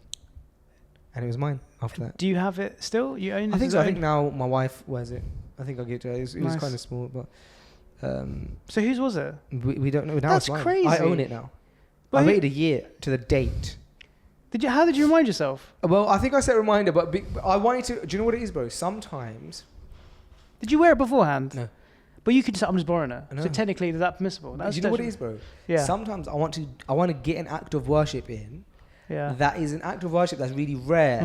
There's an opportunity that lasts. How often have you had the opportunity to do an act of worship that is so rare or rarely known, but you can get some reward points there? I see what you mean. By following a sunnah that is such a rare sunnah of like waiting a year. Yeah, I got given a golden opportunity to do a 1 year long act of worship. And it was quite funny in that regard. That's quite cool. And you got a cool jacket. And I got a cool jacket out of it. It was green, Ralph Lauren jacket. I'm putting it out here now. If it's yours, it's too late. I now own it. Ooh, is it? But would you feel morally obligated to give it back? Oh, my favorite jumper. I didn't have Instagram, or I'm like, would you like? Oh, I missed that. I bought that for my birthday. And arguably, yes. Would you give it back? I think that maybe the ruling changes. If like after a year, someone does say that was mine, maybe you do give it back to them. What about finders, keepers, losers, weepers? Is that Islamically? Is that Islamically solid? From finders, keepers. That's such a stupid thing to say. Finders, keepers. It's mine though. What do you do? It's fine. I don't think finders, keepers, losers, weepers is Islamically is an Islamic concept. It's not. It's not. No. I don't think that will pass the test. Jurisprudent. Yeah. It's not really prudent. Yeah, that's a tough. Jurisprudence is a hard word to say. Jurisprudence is easy. Well, actually, I've got a bit of beef with jurisprudence. No, I've got a bit of beef with people who use the English translation of difficult Islamic words. Before I tell you why, I'm gonna ask Faz, could you just turn this light down slightly? I think because it's got darker. I think this is a bit too bright. Are you talking about fiqh?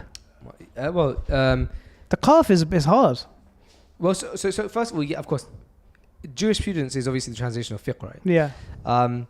But I don't like the fact that... thank you very much. Jazakallah khair. Okay, if you weren't a Muslim and you didn't know about fiqh and you hadn't gone to a fiqh lecture or watched a fiqh lecture and then the guy was like, you know, fiqh is Islamic jurisprudence, would you have ever heard of or used the word jurisprudence ever in your life? I've heard the word prudence, like if you're being... A bit prude. Yeah, it's like you're being like thorough. Okay. But jurisprudence is like, if you break it, I've never... You never used the word or kind of know the real meaning of it. No, it's like justice prudence. That's kind of my beef. My beef isn't don't translate words, but it's like take some care into, if you think a word, you're using it, if you're translating a word but it's not that regularly used, maybe take some care in explaining it so that it doesn't get so that people aren't getting the wrong impression by it. And here's why. I know a guy who, when he started practicing, he was looking at the requirements for Tawbah, which are that you ask for forgiveness and kind of say that you're sorry. Yeah. You They do it again? I'll say that one last. So you're sorry, you regret it. Yeah. So you regret it in your heart. You apologize for it, ask for forgiveness, and you replace it with a good. Is it replace it? With no, something? you. What was I going to say? You don't do it again, right? But it's not don't do it again. The translation is that you. The translation is that people often use when they say the don't do it again thing is that you. What is it, bro? Like sincerely want to stay away from it. Translation though. I don't know what the translation is. There's a word that people use often when they say in English. in English translation. Like to stay away from something. To stay away from something. Let me type this in. Conditions. Flee. Conditions. That's a great word. For Tawbah. There's a word that is used. I know of the word, but for some reason it's like, resolve. Okay. Huh? Here you go. So that's an interesting. the conditions of sincere repentance: 1, give up the sin; 2, regret having done it; 3, seek forgiveness from the one who was wronged if it's if you've taken rights; and 4, resolve not to go back to the sin. Yeah. So I know a brother who was looking at the conditions of Tawbah, and he saw resolve not to do it again, and because resolve is not really a word that we use that often in English language. Have you ever used the word resolve? Like if you have good resolve, that's a rare very. It's that a you very. use I it, don't even know isn't what that means. If I'm honest, you don't know what it means, bro. Yeah, it's rare. So he thought resolve. He was like, resolve not to do it again. Okay, and so for years he was making Tawbah, and in his Tawbah he was saying out loud, "I promise not to do it again." So you're making a promise to Allah, which you can't break, right? Now, I'm not saying he obviously didn't have the intention. I'm not going to the fiqh of the matter, but the point I'm getting at is because he didn't know what the word resolve meant, he assumed resolve meant that you have to say, "I'm not," promise, I'm not going to do this again. Yeah. And so every time he's making a sin, and as you know, as humans we sin, we make repentance and we sin again. Yeah. Of course. Quite often. And so what you're doing is you're promising not to do it again, and you're falling into it again. So have you broken your promise? And it gets technical. Then he found out that resolve doesn't mean to promise. And then when I heard that story, I thought we need to take care in when we translate something. If we think that there's a word that is not that often used anymore in the English language, just give a bit of care to that word. Yeah, no, so I you agree. say, here's the conditions of Tawbah, and then when you say resolve not to do it again, just explain it, but just say that means that in your heart you make a pure intention to not do that. You decide privately in your heart that I'm not going to do this again. Yeah, that's it. That's exactly. But you think that needs, when you explain it like that, it makes much more sense, doesn't it? It does. But so that was my thing with, like, when you say jurisprudence, like, well, what does it mean? We know jurisprudence is fiqh. Yeah. But how often have you used jurisprudence before? You know, aqidah is also quite difficult to translate. I would say creed. Creed, yeah. Creed. But when do you use creed? When do you use creed, yeah. Have you seen The Mandalorian? No. They have a creed, and I was like thinking, oh, that's a nice... Creed, is Creed a video game as well? Creed, Assassin's Creed? Yeah, so it's like a thing you follow. Right. Like it's like I guess, but you don't use that in day-to-day English. Like so I just think that sometimes these things should be explained, and sometimes they're not explained enough, considering the weight of that. But so there's a few words like that. Yeah. What's your favorite word? What's the favorite word you want to say? You know what word makes me really laugh a lot? What? Hibiscus. Hibiscus. That's a funny word, isn't it? Yeah, that's a funny word. My favorite word is any language. Yeah, my favorite word is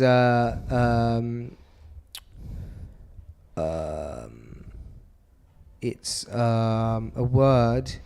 It means that you're doing something it's like a word that spies use. Spies. Yeah, like CIA and stuff like that. It's called. It's when something's. Do you know the word? No, I know the word. But what happens on the podcast? I always forget words. It's my favorite word. Is it like a funny word? Does it sound? Because I like funny words that sound funny. I mean, let me chat GPT it. Oh no, you're using ChatGPT. What's the word? Have you got it installed on your phone? I've never actually used ChatGPT. No, I've never used it. I'm like, I don't want to use it. How do you do work? I don't. I use my own brain. No way. You could do something so much faster. I know you can. No, I guess. I don't. AI scares me a little bit because it's training. The model's getting trained on my inputs, on my brain. And secrets. What word is this? Is it like an army term? Like what? Like I'm trying to think of an army term. No, it's a really obvious term, and I use it on podcasts all the time. I just literally forgotten it. The word is. This is just a bunch of words, but none of this is the word. No. What? Oh, clandestine. That's my favorite. What word. does that mean? Clandestine means secret. That's a crazy Yeah, that's my word. favourite Clandestine. That's my favorite word. I also like the word when something is like nebulous. Oh, But that's it's a quite bit like, good. What does that ooh. mean? I think it's like, I don't know. It's like when something's nebulous, it's kind of like hard to, it's kind of floaty. It's like, it's hard to grasp a little bit. It's quite a floaty word, isn't it? Yeah, nebulous. It's like got rounded letters. Like the N is Yeah, rounded. nebulous. The B is rounded. The U is rounded. Yeah. Nebulous. It's very rounded and you'd imagine it would be bouncing. It's a nice word, isn't it? It Yeah. reminds you of space. I've talked It about does. space a lot. It's the third time I mentioned it. I said, Is it's it? like the Navigator. I had space socks and now nebulous. Yeah. That's weird. I'm weird. But clandestine is my favorite word. Clandestine. It sounds like a disease. Clandestine means like, so if there was a clandestine operation going on in the police force, Yeah. it would mean that there's a secret activities going on that are being hidden from official oversight. It sounds like the operation is in a place called Clandestine. No. The operation itself is clandestine. Yeah. So if I was running Fresh to Grounded, but you and I were secretly running another podcast, but our faces weren't on we'd anonymized our voices, and it was becoming really successful. We'd be running a clandestine operation. Oh, that's cool. Yeah, that's like a secret, but you know. That's cool. I like that word, clandestine. Would you describe something as?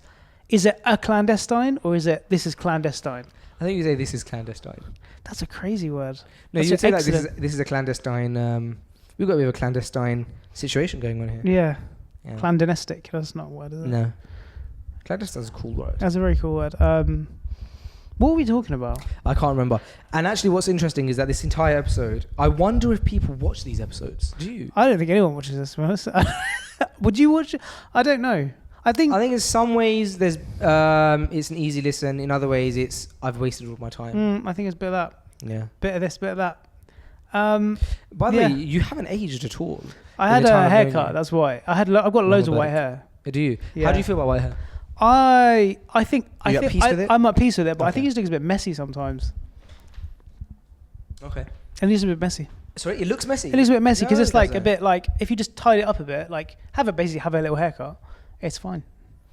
But what? Yeah, okay. Yeah. So you're talking about hair in general, but not white hair. Messy. Yeah, Okay. it's just like, for example, if it just looks messy as in terms of like it's not like symmetrical. Right. It's the same with like, say if you're losing some of your hair, I'm like, it's fine, just embrace it. That's how it is. We've had this. I should be had this conversation before. It's easy to say embrace it, but losing hair is not fun. I started losing hair when I was like in my 20s, early 20s, and I was like, and it is when you're in your 20s, you think, I don't mind if I start losing hair in my 30s. My hair's short right now because I went to Umrah. Mashallah. But I was like, I don't mind if I lose my hair in the 30s, but in my 20s, it just feels. I started getting a bit of a bald patch at the back, and I thought, What does that? like, why is that such a? Why is it such a bad thing? I don't know. It's a good question. I think hair. I think not. I don't think Asian people look good bald. Asian people, I think they're excellent bald. I think one of the best looks on an Asian man is bald, and bald and beard. Bald and beard is classic. Bald and beard. Bold beard, good shape. I think the only way you Nice look good sunglasses. bald is if you're in incredible shape, physique-wise. I don't think incredible. I mean, as long as you're like in shape, Yeah, like in good shape. Yeah. you do some exercise. Yeah. Like right now, I'm not in good enough physique to be bald. I think you could rock bald quite No. nicely. Why? What do you reckon is the factor that it's like? I don't know what. I think it's like I don't know good what. Do you question. reckon it's like? Because some people they I think can't hair's grow quite beard. attractive, isn't it? It's quite attractive. I think it's some men can't grow beards, and I think they maybe it's like a self-conscious thing, something like that. Yeah. It's the same with I things. couldn't grow a beard until I was. My beard didn't connect until I was like 19, 20, which is quite old for an Asian. For an Asian man, It's quite interesting. It's also like same as height as well. Some people are very self-conscious about their height. People are self-conscious about their height. Yeah. I've never been self-conscious about my height. I think Have I you? don't. Because I'm not the tallest. No, I'm like I don't really care anymore. Like I remember I was like people used to like. Did you ever care? I never cared about my height. No, not really. But when people used to say it, someone went to me one time, you know, and they were like, "Oh, I thought you were taller," and I was like, I get that a lot. I don't know how to take that. I'm like, "What do you mean?" But I'm not like a negative. I'm like, okay. It's like saying, "Oh, I thought you were." No, I don't really care. Like I'm just like, "Oh, that's how I am." I'm like, cool. I think I get. There was a time in Fresh to Guided when obviously when Sam and I were doing the episodes regularly, so we were Sounds playing massive, the height thing, mashallah, yeah. as well. We used to play the height thing, and so people would see me in public and they'd say, "I thought you were shorter." You were shorter. Yeah, because we always played on the height thing, so we always made fun of me being short and him being tall. So people thought I was shorter than I am. It's interesting. Yeah. It's very interesting. It's like I think with men, I don't know why. It's maybe a more self-conscious thing. I think as a man, you want to be powerful. Yeah. You want to be authoritative. You want to have, societally, you want to be. You want to be alpha, and part of that is having height. Part of that is being in good shape. Yeah. But again, it's just the circumstances of your birth. I mean, you can't change it. Yeah. So it's like this is how I am. And I think it's more of a powerful thing to own it and be proud of how you are rather than being self-conscious about it. If somebody came to you and do you think that people are more self-conscious, the things that people are self-conscious about, they make it a bigger deal than how others perceive it? Let's say, for example, there's something you're self-conscious about. Do you think that 9 times out of 10 I wouldn't even have thought about that thing? I think I think we definitely make it way worse than it really is. Yeah. It's like, you know, when you're anxious about something, you're anxious, say you got like this important day, and once you go and do it, it's like, what was I worried about for? It's kind of like that. It's like in your own mind, you make this like mountain into a molehill into a mountain. Yeah. Mountain into a mole. You know what I mean? Molehill to a mountain. Yeah. You make it into a much bigger thing that actually is. Because no one really cares. No. Like, why would someone care? Yeah. Like, oh, that's how you look. Cool. I've got my own problems. Why would I care about you?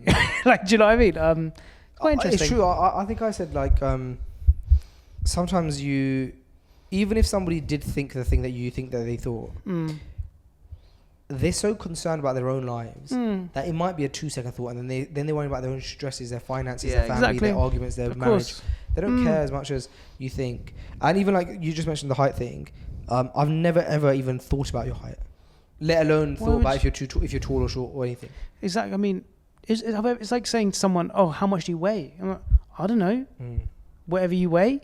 I think we do put too much emphasis on our weight, though, and even me. Yeah. I think like you do. Me too. I started weighing myself more as well. I weigh myself all the time. How much are you weighing? Should I say? I weigh at the moment 84 kilograms. Yeah. I think it's like it's kind of like I'm kind of happy at that weight. Yeah. We could always lose more. Yeah, of course. It's not. But it's not happy. But you look good. You look good at 84. You look good as well, mashallah. I was 84 exactly. I was 84.05 5 weeks ago. It's very. How much are you now? Are you going to say? 5 weeks ago. Now I last week was 81. Very nice. 5. Mashallah. But I've since been back in London, and I've been eating some French toast. My mum's been making me, and so I'm probably back around 82.5 right now. That's not bad. It's okay to fluctuate. Yeah, I don't want to go over 85. And I don't want to go. I would like to be at 78, 77. I was 88 at one point. I think that's way too much. Yeah, I was. Was that post COVID? I think so. Yeah. Yeah, around COVID time I hit 87, and that was the highest I've ever been. You feel terrible. Oh, I felt horrible. Yeah, me too. I look at pictures now. I'm like, oh, I look awful. I felt awful then. Well, do you know what the other thing is that around COVID time we weren't getting haircuts and stuff either. So it's like you were like fat and ugly. Yeah. So it's like it doesn't help. That's the worst. Right? It's the worst combination. Yeah. It's like you can be like look good, be a bit overweight, but both at the same time is like, oh, that hurt me, man. That and then I was like, tough. Then I looked back at my YouTube channel around that time, and I was like, oh, I was making baking videos every week. So I did it to myself. Like if you look back on my baking videos, that was when I was my heaviest. And they're still on my YouTube channel if you go to my playlist. And also that was I hadn't had a. If you look back at our Co-vid episode, where it was me and you doing an episode virtually. Yeah. My hair. I looked a state. You did the episode in a vest. I did. Sleeveless t-shirt. Yeah. It was a sleeveless Yeah, t-shirt. I mean, there's a debate. There's a lot of debate. 'Cause- There's no debate. It was. I bought that on ASOS and I typed sleeveless t-shirt. Yeah. That's 100%. I think a sleeveless t-shirt is when you go to a t-shirt and you cut the sleeves off. It's hot. If you buy the t-shirt already without sleeves, you bought a vest. It's hot. It's hot. It's very hot. It's very hot. I bought loads of them. I don't know where they are. Where did you type sleeveless t-shirt? Oh, sleeveless shirt. Yeah, because it's like Who it's buys like clothes on Amazon? I don't know. ASOS. ASOS, ASOS. okay, I buy clothes on Amazon. Right. I buy socks on Oh, Amazon. assalamu alaikum. So, I buy socks on Amazon. Adam, this is Suleiman. How you doing, my Adam. bro? Lovely shoes, mashallah. Assalamu alaikum. Actually, can we get some lights on in this joint? Is there lights in it? Um, What are we talking about? We were talking about. I buy that. Is that a weird light? no, it's fine. Is that okay? That light? Okay. Okey-dokey. I think that for this final portion of the episode, we should put mics on Suleiman and Fawaz, even though they're behind the camera, we don't really see them. Yeah. I think And we it's should just important. interrogate them and ask them about their lives. That's Because you've definitely never true. met them. So should I get some mics on them? Yeah, I'm surprised they're not mic'd up.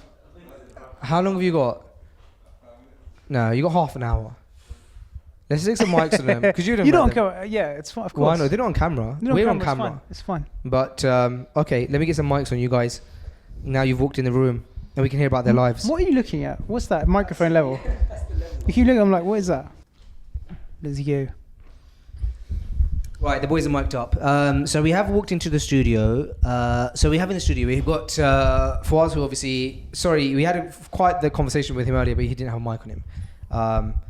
And obviously, we know Barber moved to Dubai.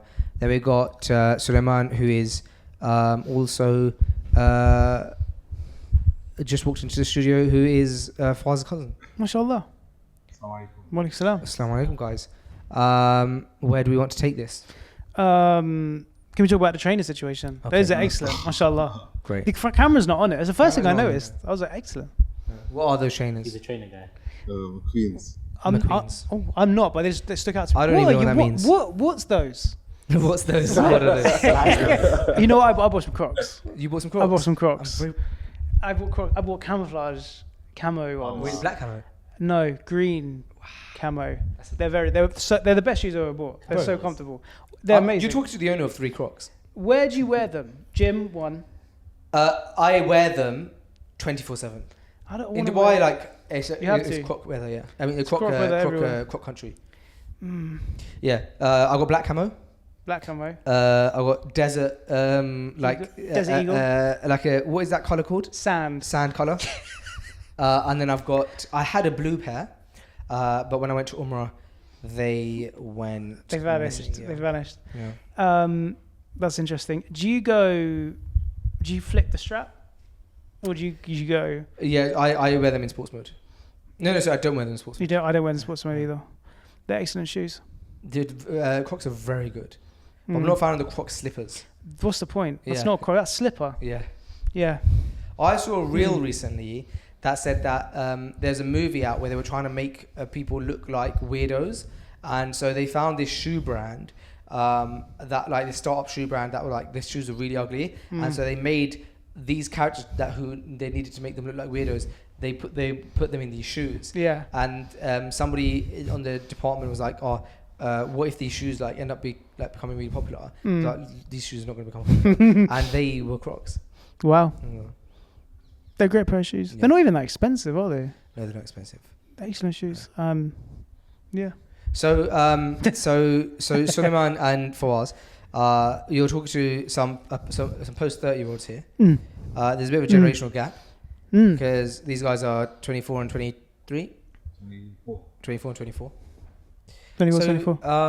I'll ask you, Adam, if you were to advise someone 10 years younger than you, roughly, Yeah. what advice would you give? That's a very good question. I would say learn Arabic That's a good one. and also start a relationship with the Quran early as you can. I think that's a good one. Also, be your authentic self. Don't cater to what other people think is good, what other people's cool, whatever trend is going on. Just be your authentic self, how you like to be. and people will gravitate towards that. That's Authenticity, yeah. That's what I would say. Authenticity. Authenticity. Yeah, it's like which is probably one of the key things that we try and push off fresh ground. Yeah, just be how you are. Be how you are. Be how you are. That's exactly what we're doing. And if you guys wanted to ask somebody who is 10 years older than you, My God. what would you want to ask them? Yeah, no, I got a question, but it might go on for a bit though. No, Yeah, ask go on. Yeah, so inshallah, I'm getting married in 2 days. I Mashallah. didn't think you were Barak, public Allahu about this. Huh? So now we can talk. Now we can open Allahu that can Akbar. of worms. I want some advice, innit? So, Okay. from 2 people. I'm so happy that you opened up about this. Now we've got an entertaining topic to speak about. Okay. Talk about, you got a thumbnail as well, so Okay. let's go. Inshallah. And just some Mashallah. advice, but I don't want the generic advice that everyone gives. I want something that maybe I haven't heard before, inshallah. Wow.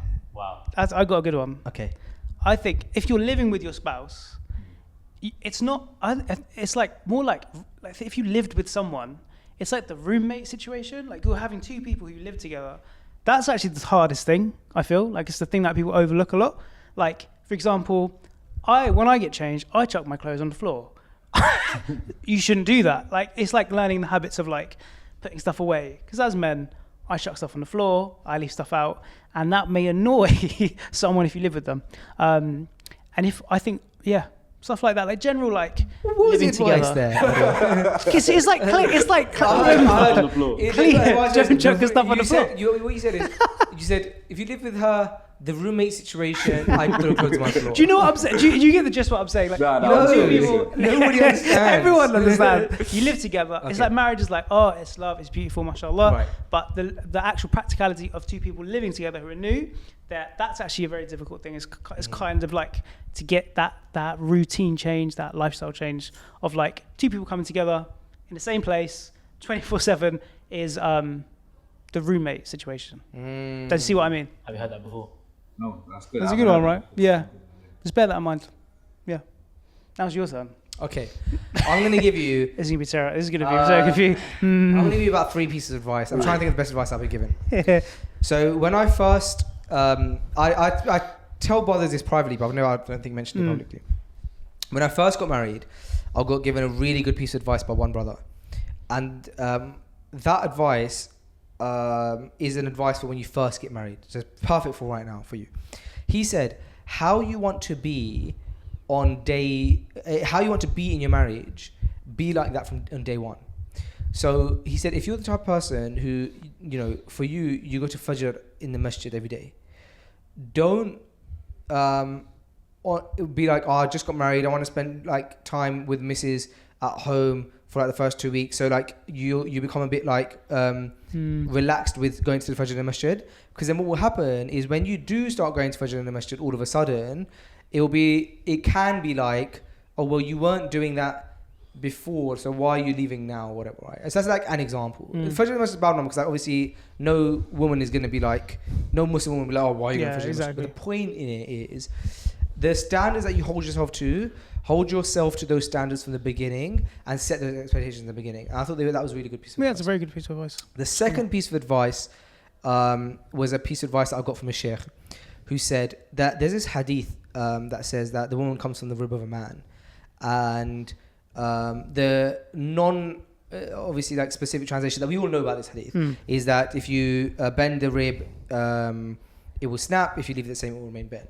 What he said to me is that what people don't often hear the ending of that hadith. I was like, there's an ending to the hadith? Yeah, you told me this before, yeah. Because I had only heard that up to that point. Me too. And he said that the Sahaba said to the Prophet sallallahu alaihi wasallam, so then what do we do? Again, this isn't direct translation.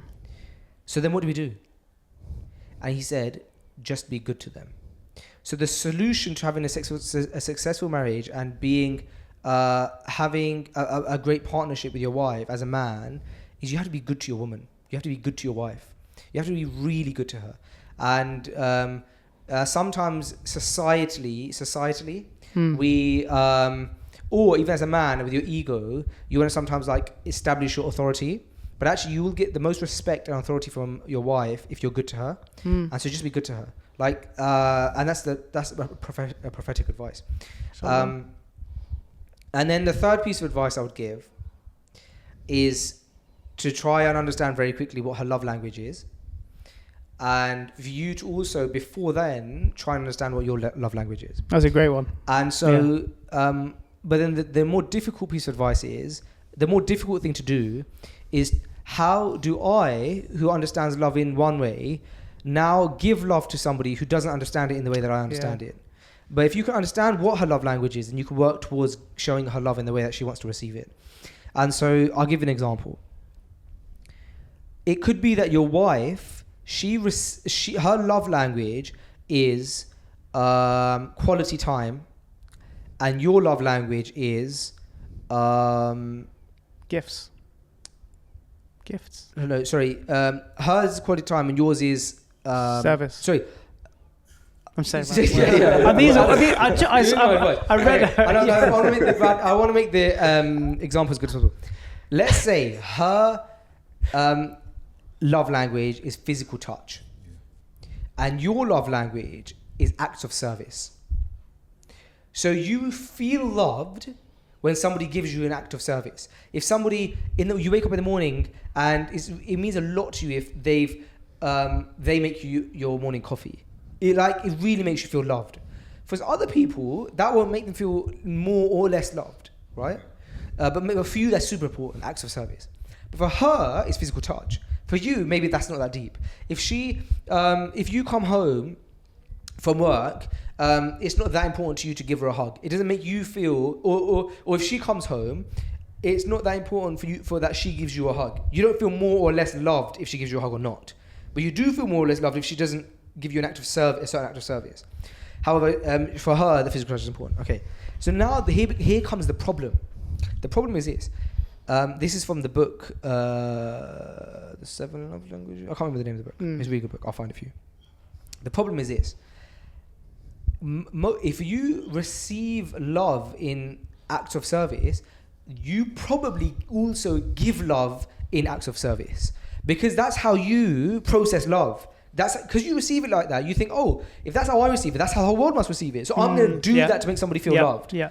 But your wife, she doesn't feel love in that way, because she is sitting there going, I feel love through physical touch, so I'm going to give physical touch. So now the conundrum here is that you don't feel loved and she doesn't feel loved, but she feels like she's giving love and you feel like you're giving love, because she's giving you physical touch and you're giving her acts of service, but she doesn't receive love as acts of service. She receives it as physical touch, and you don't receive it as physical touch, you receive it as acts of service. So now how do you give love? Yeah. And so the lesson here is, if you learn very quickly how she receives love, which takes time in a marriage. Yeah, definitely. And actually, I'm 8 years into marriage. I've only feel like I've recently realized what it is, right?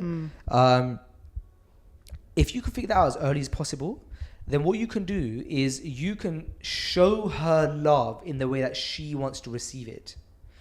And she can show you love in the way you want to receive it, rather than you showing her love in the way that you want to receive it. So I think that's probably the other piece of advice I'll give. That's I think that the whole love language thing, it will take time as you learn to grow together, because even I didn't know what my love language was. Yeah, no, I was like, what? It's a really interesting thing you have to think about. You really have to think about what really makes me feel loved, and it probably takes years to be Have honest. you thought about it, bro? Yeah, but we don't think about it generally. What is, I had a conversation about it, but I haven't actually thought about it. Like, if you was to ask me what's my love language, I wouldn't be able to. Yeah, so what are they, bro? Acts of service, acts gifts, of service, gifts, quality physical time. touch. Acts of service, physical touch, gifts. Words of affirmation. Quality time, words of affirmation. There's more. I don't know what. One more, I think, or two more. I forgot what. Acts of service is a big one for me. I really like it. Well, in the book he says that everyone has a primary and a secondary. Yeah. And so I think for me it was acts of service and words of affirmation. Yeah. I'm really encouraged by words mean a lot to me. No, totally. But yeah, again, it takes time. Like, what really means is like the top ones, and it makes you feel really loved. Like for me, like if someone buys me gifts, I'm like, oh, thanks. It's not it's not like, oh my gosh, like this means so much to me. But if someone makes me like a really nice coffee or a really nice pizza, I'm like, oh, this is the best. I'm so grateful you did this to me, and I feel like that's like above and beyond. I'll give you a story about my wife, right? So I realized that actually when I read this book, I ended up having a conversation with her about it, and we realized that with her love language is acts of service, right? It's not like do everything for me, but it's like when you take time out to do small things, it really goes a long way. Yeah. And so She's very independent. She's grown up very independent, and she like, for the most part, does her own things. However, I know that if there's always petrol in the car, she really appreciates it. Yeah, That she yeah. doesn't have to go to the petrol station and talk. Yeah. And so I've always made sure if the petrol's a bit low and I'm coming home, but I know that in the morning she might take the car out or she might have to go do a school run or something. Yeah. I know that it would mean a lot to her that that I've always thought about that. Yeah. That she's gonna drive the car. Let me make sure that the tank's That's full. a nice one, mashallah. So I always make sure the tank's full. Yeah. I don't. If I came into the car and the tank was empty, I wouldn't care. I'd be like, I'll go fill up the tank. But I know that little thing that she doesn't have to worry about makes a big difference, and so I make sure I fill up that. It's a great example, mashallah. And I've said to her as well that for me, words of affirmation mean a lot. So it's like words matter to me. And the other thing I've said is like, this kind of sounds petty, but we're in London right now, and I like to have my coffee first thing in the morning. Me too. And when my wife makes, I'm gonna get like clipped with, oh, guys like, but when my wife makes my coffee for me in the mornings, it for me is such a loving moment. It's like that's so I really appreciate that she's made me my coffee. And I really feel loved at that moment. Yeah, you know what I love as well? When my wife would make me some food after training, I'm like, oh, this is the best thing. Because it's like, this is the best. It's like the acts of service. Even it's just like, hey, a cup of water. Yeah. Oh, you look thirsty. So I'm like, thought of me, so you thought of me. I think it's really lovely. MashaAllah. So out of those love languages, what do you think that yours might be? Let's work through them. Gifts. If somebody gives a gift, you feel loved? No. Okay. Words of affirmation. If I'm like, oh, Suleiman, I'm so proud of you. You're so important to me in my life. Stuff like that. No, I'll probably say it's quality time. Quality time. Nice. And That's nice. physical touch. Okay. MashaAllah. Fair enough. Not even acts of service. Not really. Okay. Like I like buying gifts for people. Fine. I like the feeling that gives me, but I don't like receiving it. But acts of service like is more like, She made you food. yeah. I like it, but I wouldn't say Fine. top five. Physical touch or quality time? Yeah, quality time. Those are good ones. That's MashaAllah. really good. That's really good. It's a good combo. Yeah. That is a really good combo. It's good that you know Wow. that. Do you know which of those two would be your primary? I thought about it. I didn't think about it either. Yeah. What about I still you? don't think about it now. Like it's like Yeah. only now I'm like, oh yeah, I should really think about. I should read that book again. I should actually probably read a book. So what he said in the book is that if you struggle giving physical touch, but you know that your spouse's love language is physical touch, he said that little things make a big difference. Like when you're, for example, pouring, let's say, for example, your wife's sat at the table and you're pouring yourself some tea, and let's say that in this image, she sat at the table, you're stood up, right, and you're pouring a drink. Just while you pour the drink, place your hand on her shoulder, and to her, that feeling of your hand on her shoulder is one of the most important feelings, and makes her feel so MashaAllah. loved. Yeah. And he said that's what you have to just think about. What small ways where I can add physical touch, MashaAllah. because that's how that person feels loved. This is great advice. My advice was terrible. It was like pick your clothes up. Your advice was good. Mine is like roommates pick your clothes practical. up. Like don't like mine was like the little things of living together. Try to work on that as well. But that's really important. That's great advice. Because it's not like marriage per se. It's more just the practicalities of living with someone for the first time. I don't live with someone like that closely and 24 hours together. It's a big change. Sheikh Muhammad Tim on the podcast once gave advice for marriage. He said that if you're constantly trying to figure out how you can give her rights, and she's constantly trying to figure out how she can give you your rights, that's a beautiful marriage, because you're neither of you concerned about your own rights. If you flip it and you're just thinking, I'm the husband and so I deserve X, Y, Z, and she's going, I'm the wife, I deserve X, Y, Z, you're both just trying to get your own rights. That causes issues. But when you're both so concerned with giving each other their rights, then in that scenario, everybody gets their own rights by default. That's very true. MashaAllah, that's great advice. Do you feel like that helped at all? No, it did. How are you feeling, bro, like about the whole marriage thing? 2 days. I'm feeling more excited than anything. I would have thought I would feel a bit nervous, but alhamdulillah, not really. Like Allah's made the process MashaAllah. very smooth for me. MashaAllah. Easy, very smooth. So alhamdulillah. Do you feel like you know her well enough? Yeah. That's good. Yeah. Alhamdulillah. Alhamdulillah. Because that can be quite tough, isn't it? Yeah. As Muslims. I think it's always like it's like an unknown, isn't it? It's somewhat of an unknown because like Yeah.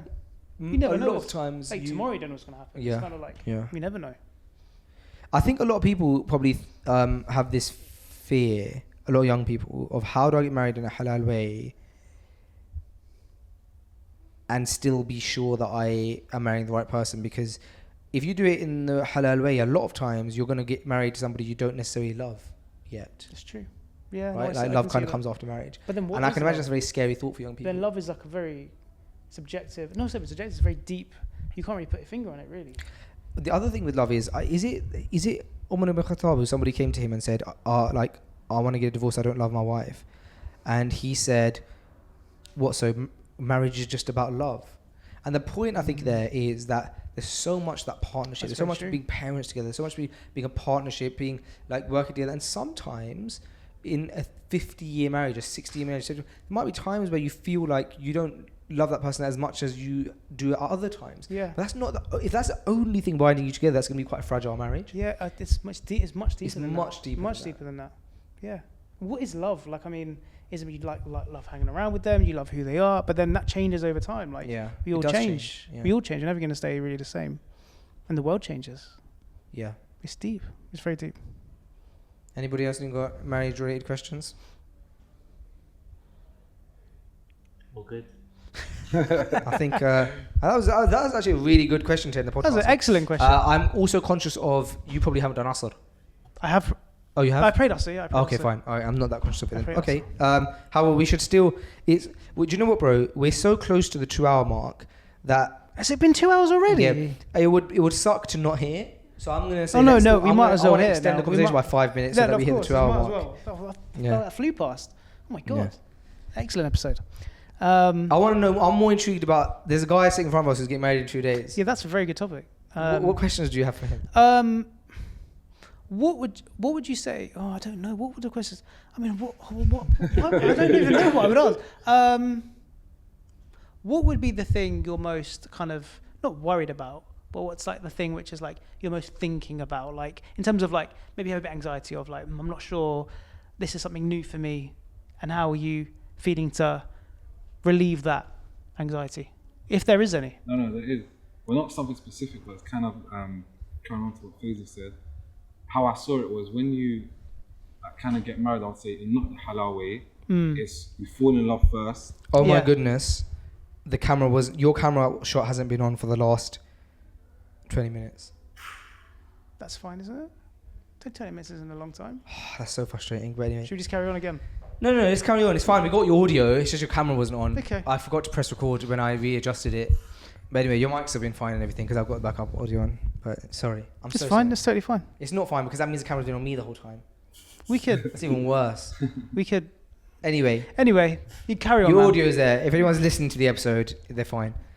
Yeah. No, what I was saying is kind of carrying on from what Faisal was saying. This how so when you get married in not the halal way, typically you fall in love first and then you get married, right? If you don't do it the right way. Yeah. And then, however, when you do it the right way, typically it doesn't always work out like this. But like Faisal was saying, you get married first and then the love comes afterwards. Yeah. So I was kind of like battling myself with that, thinking like how is that going to work and stuff like that.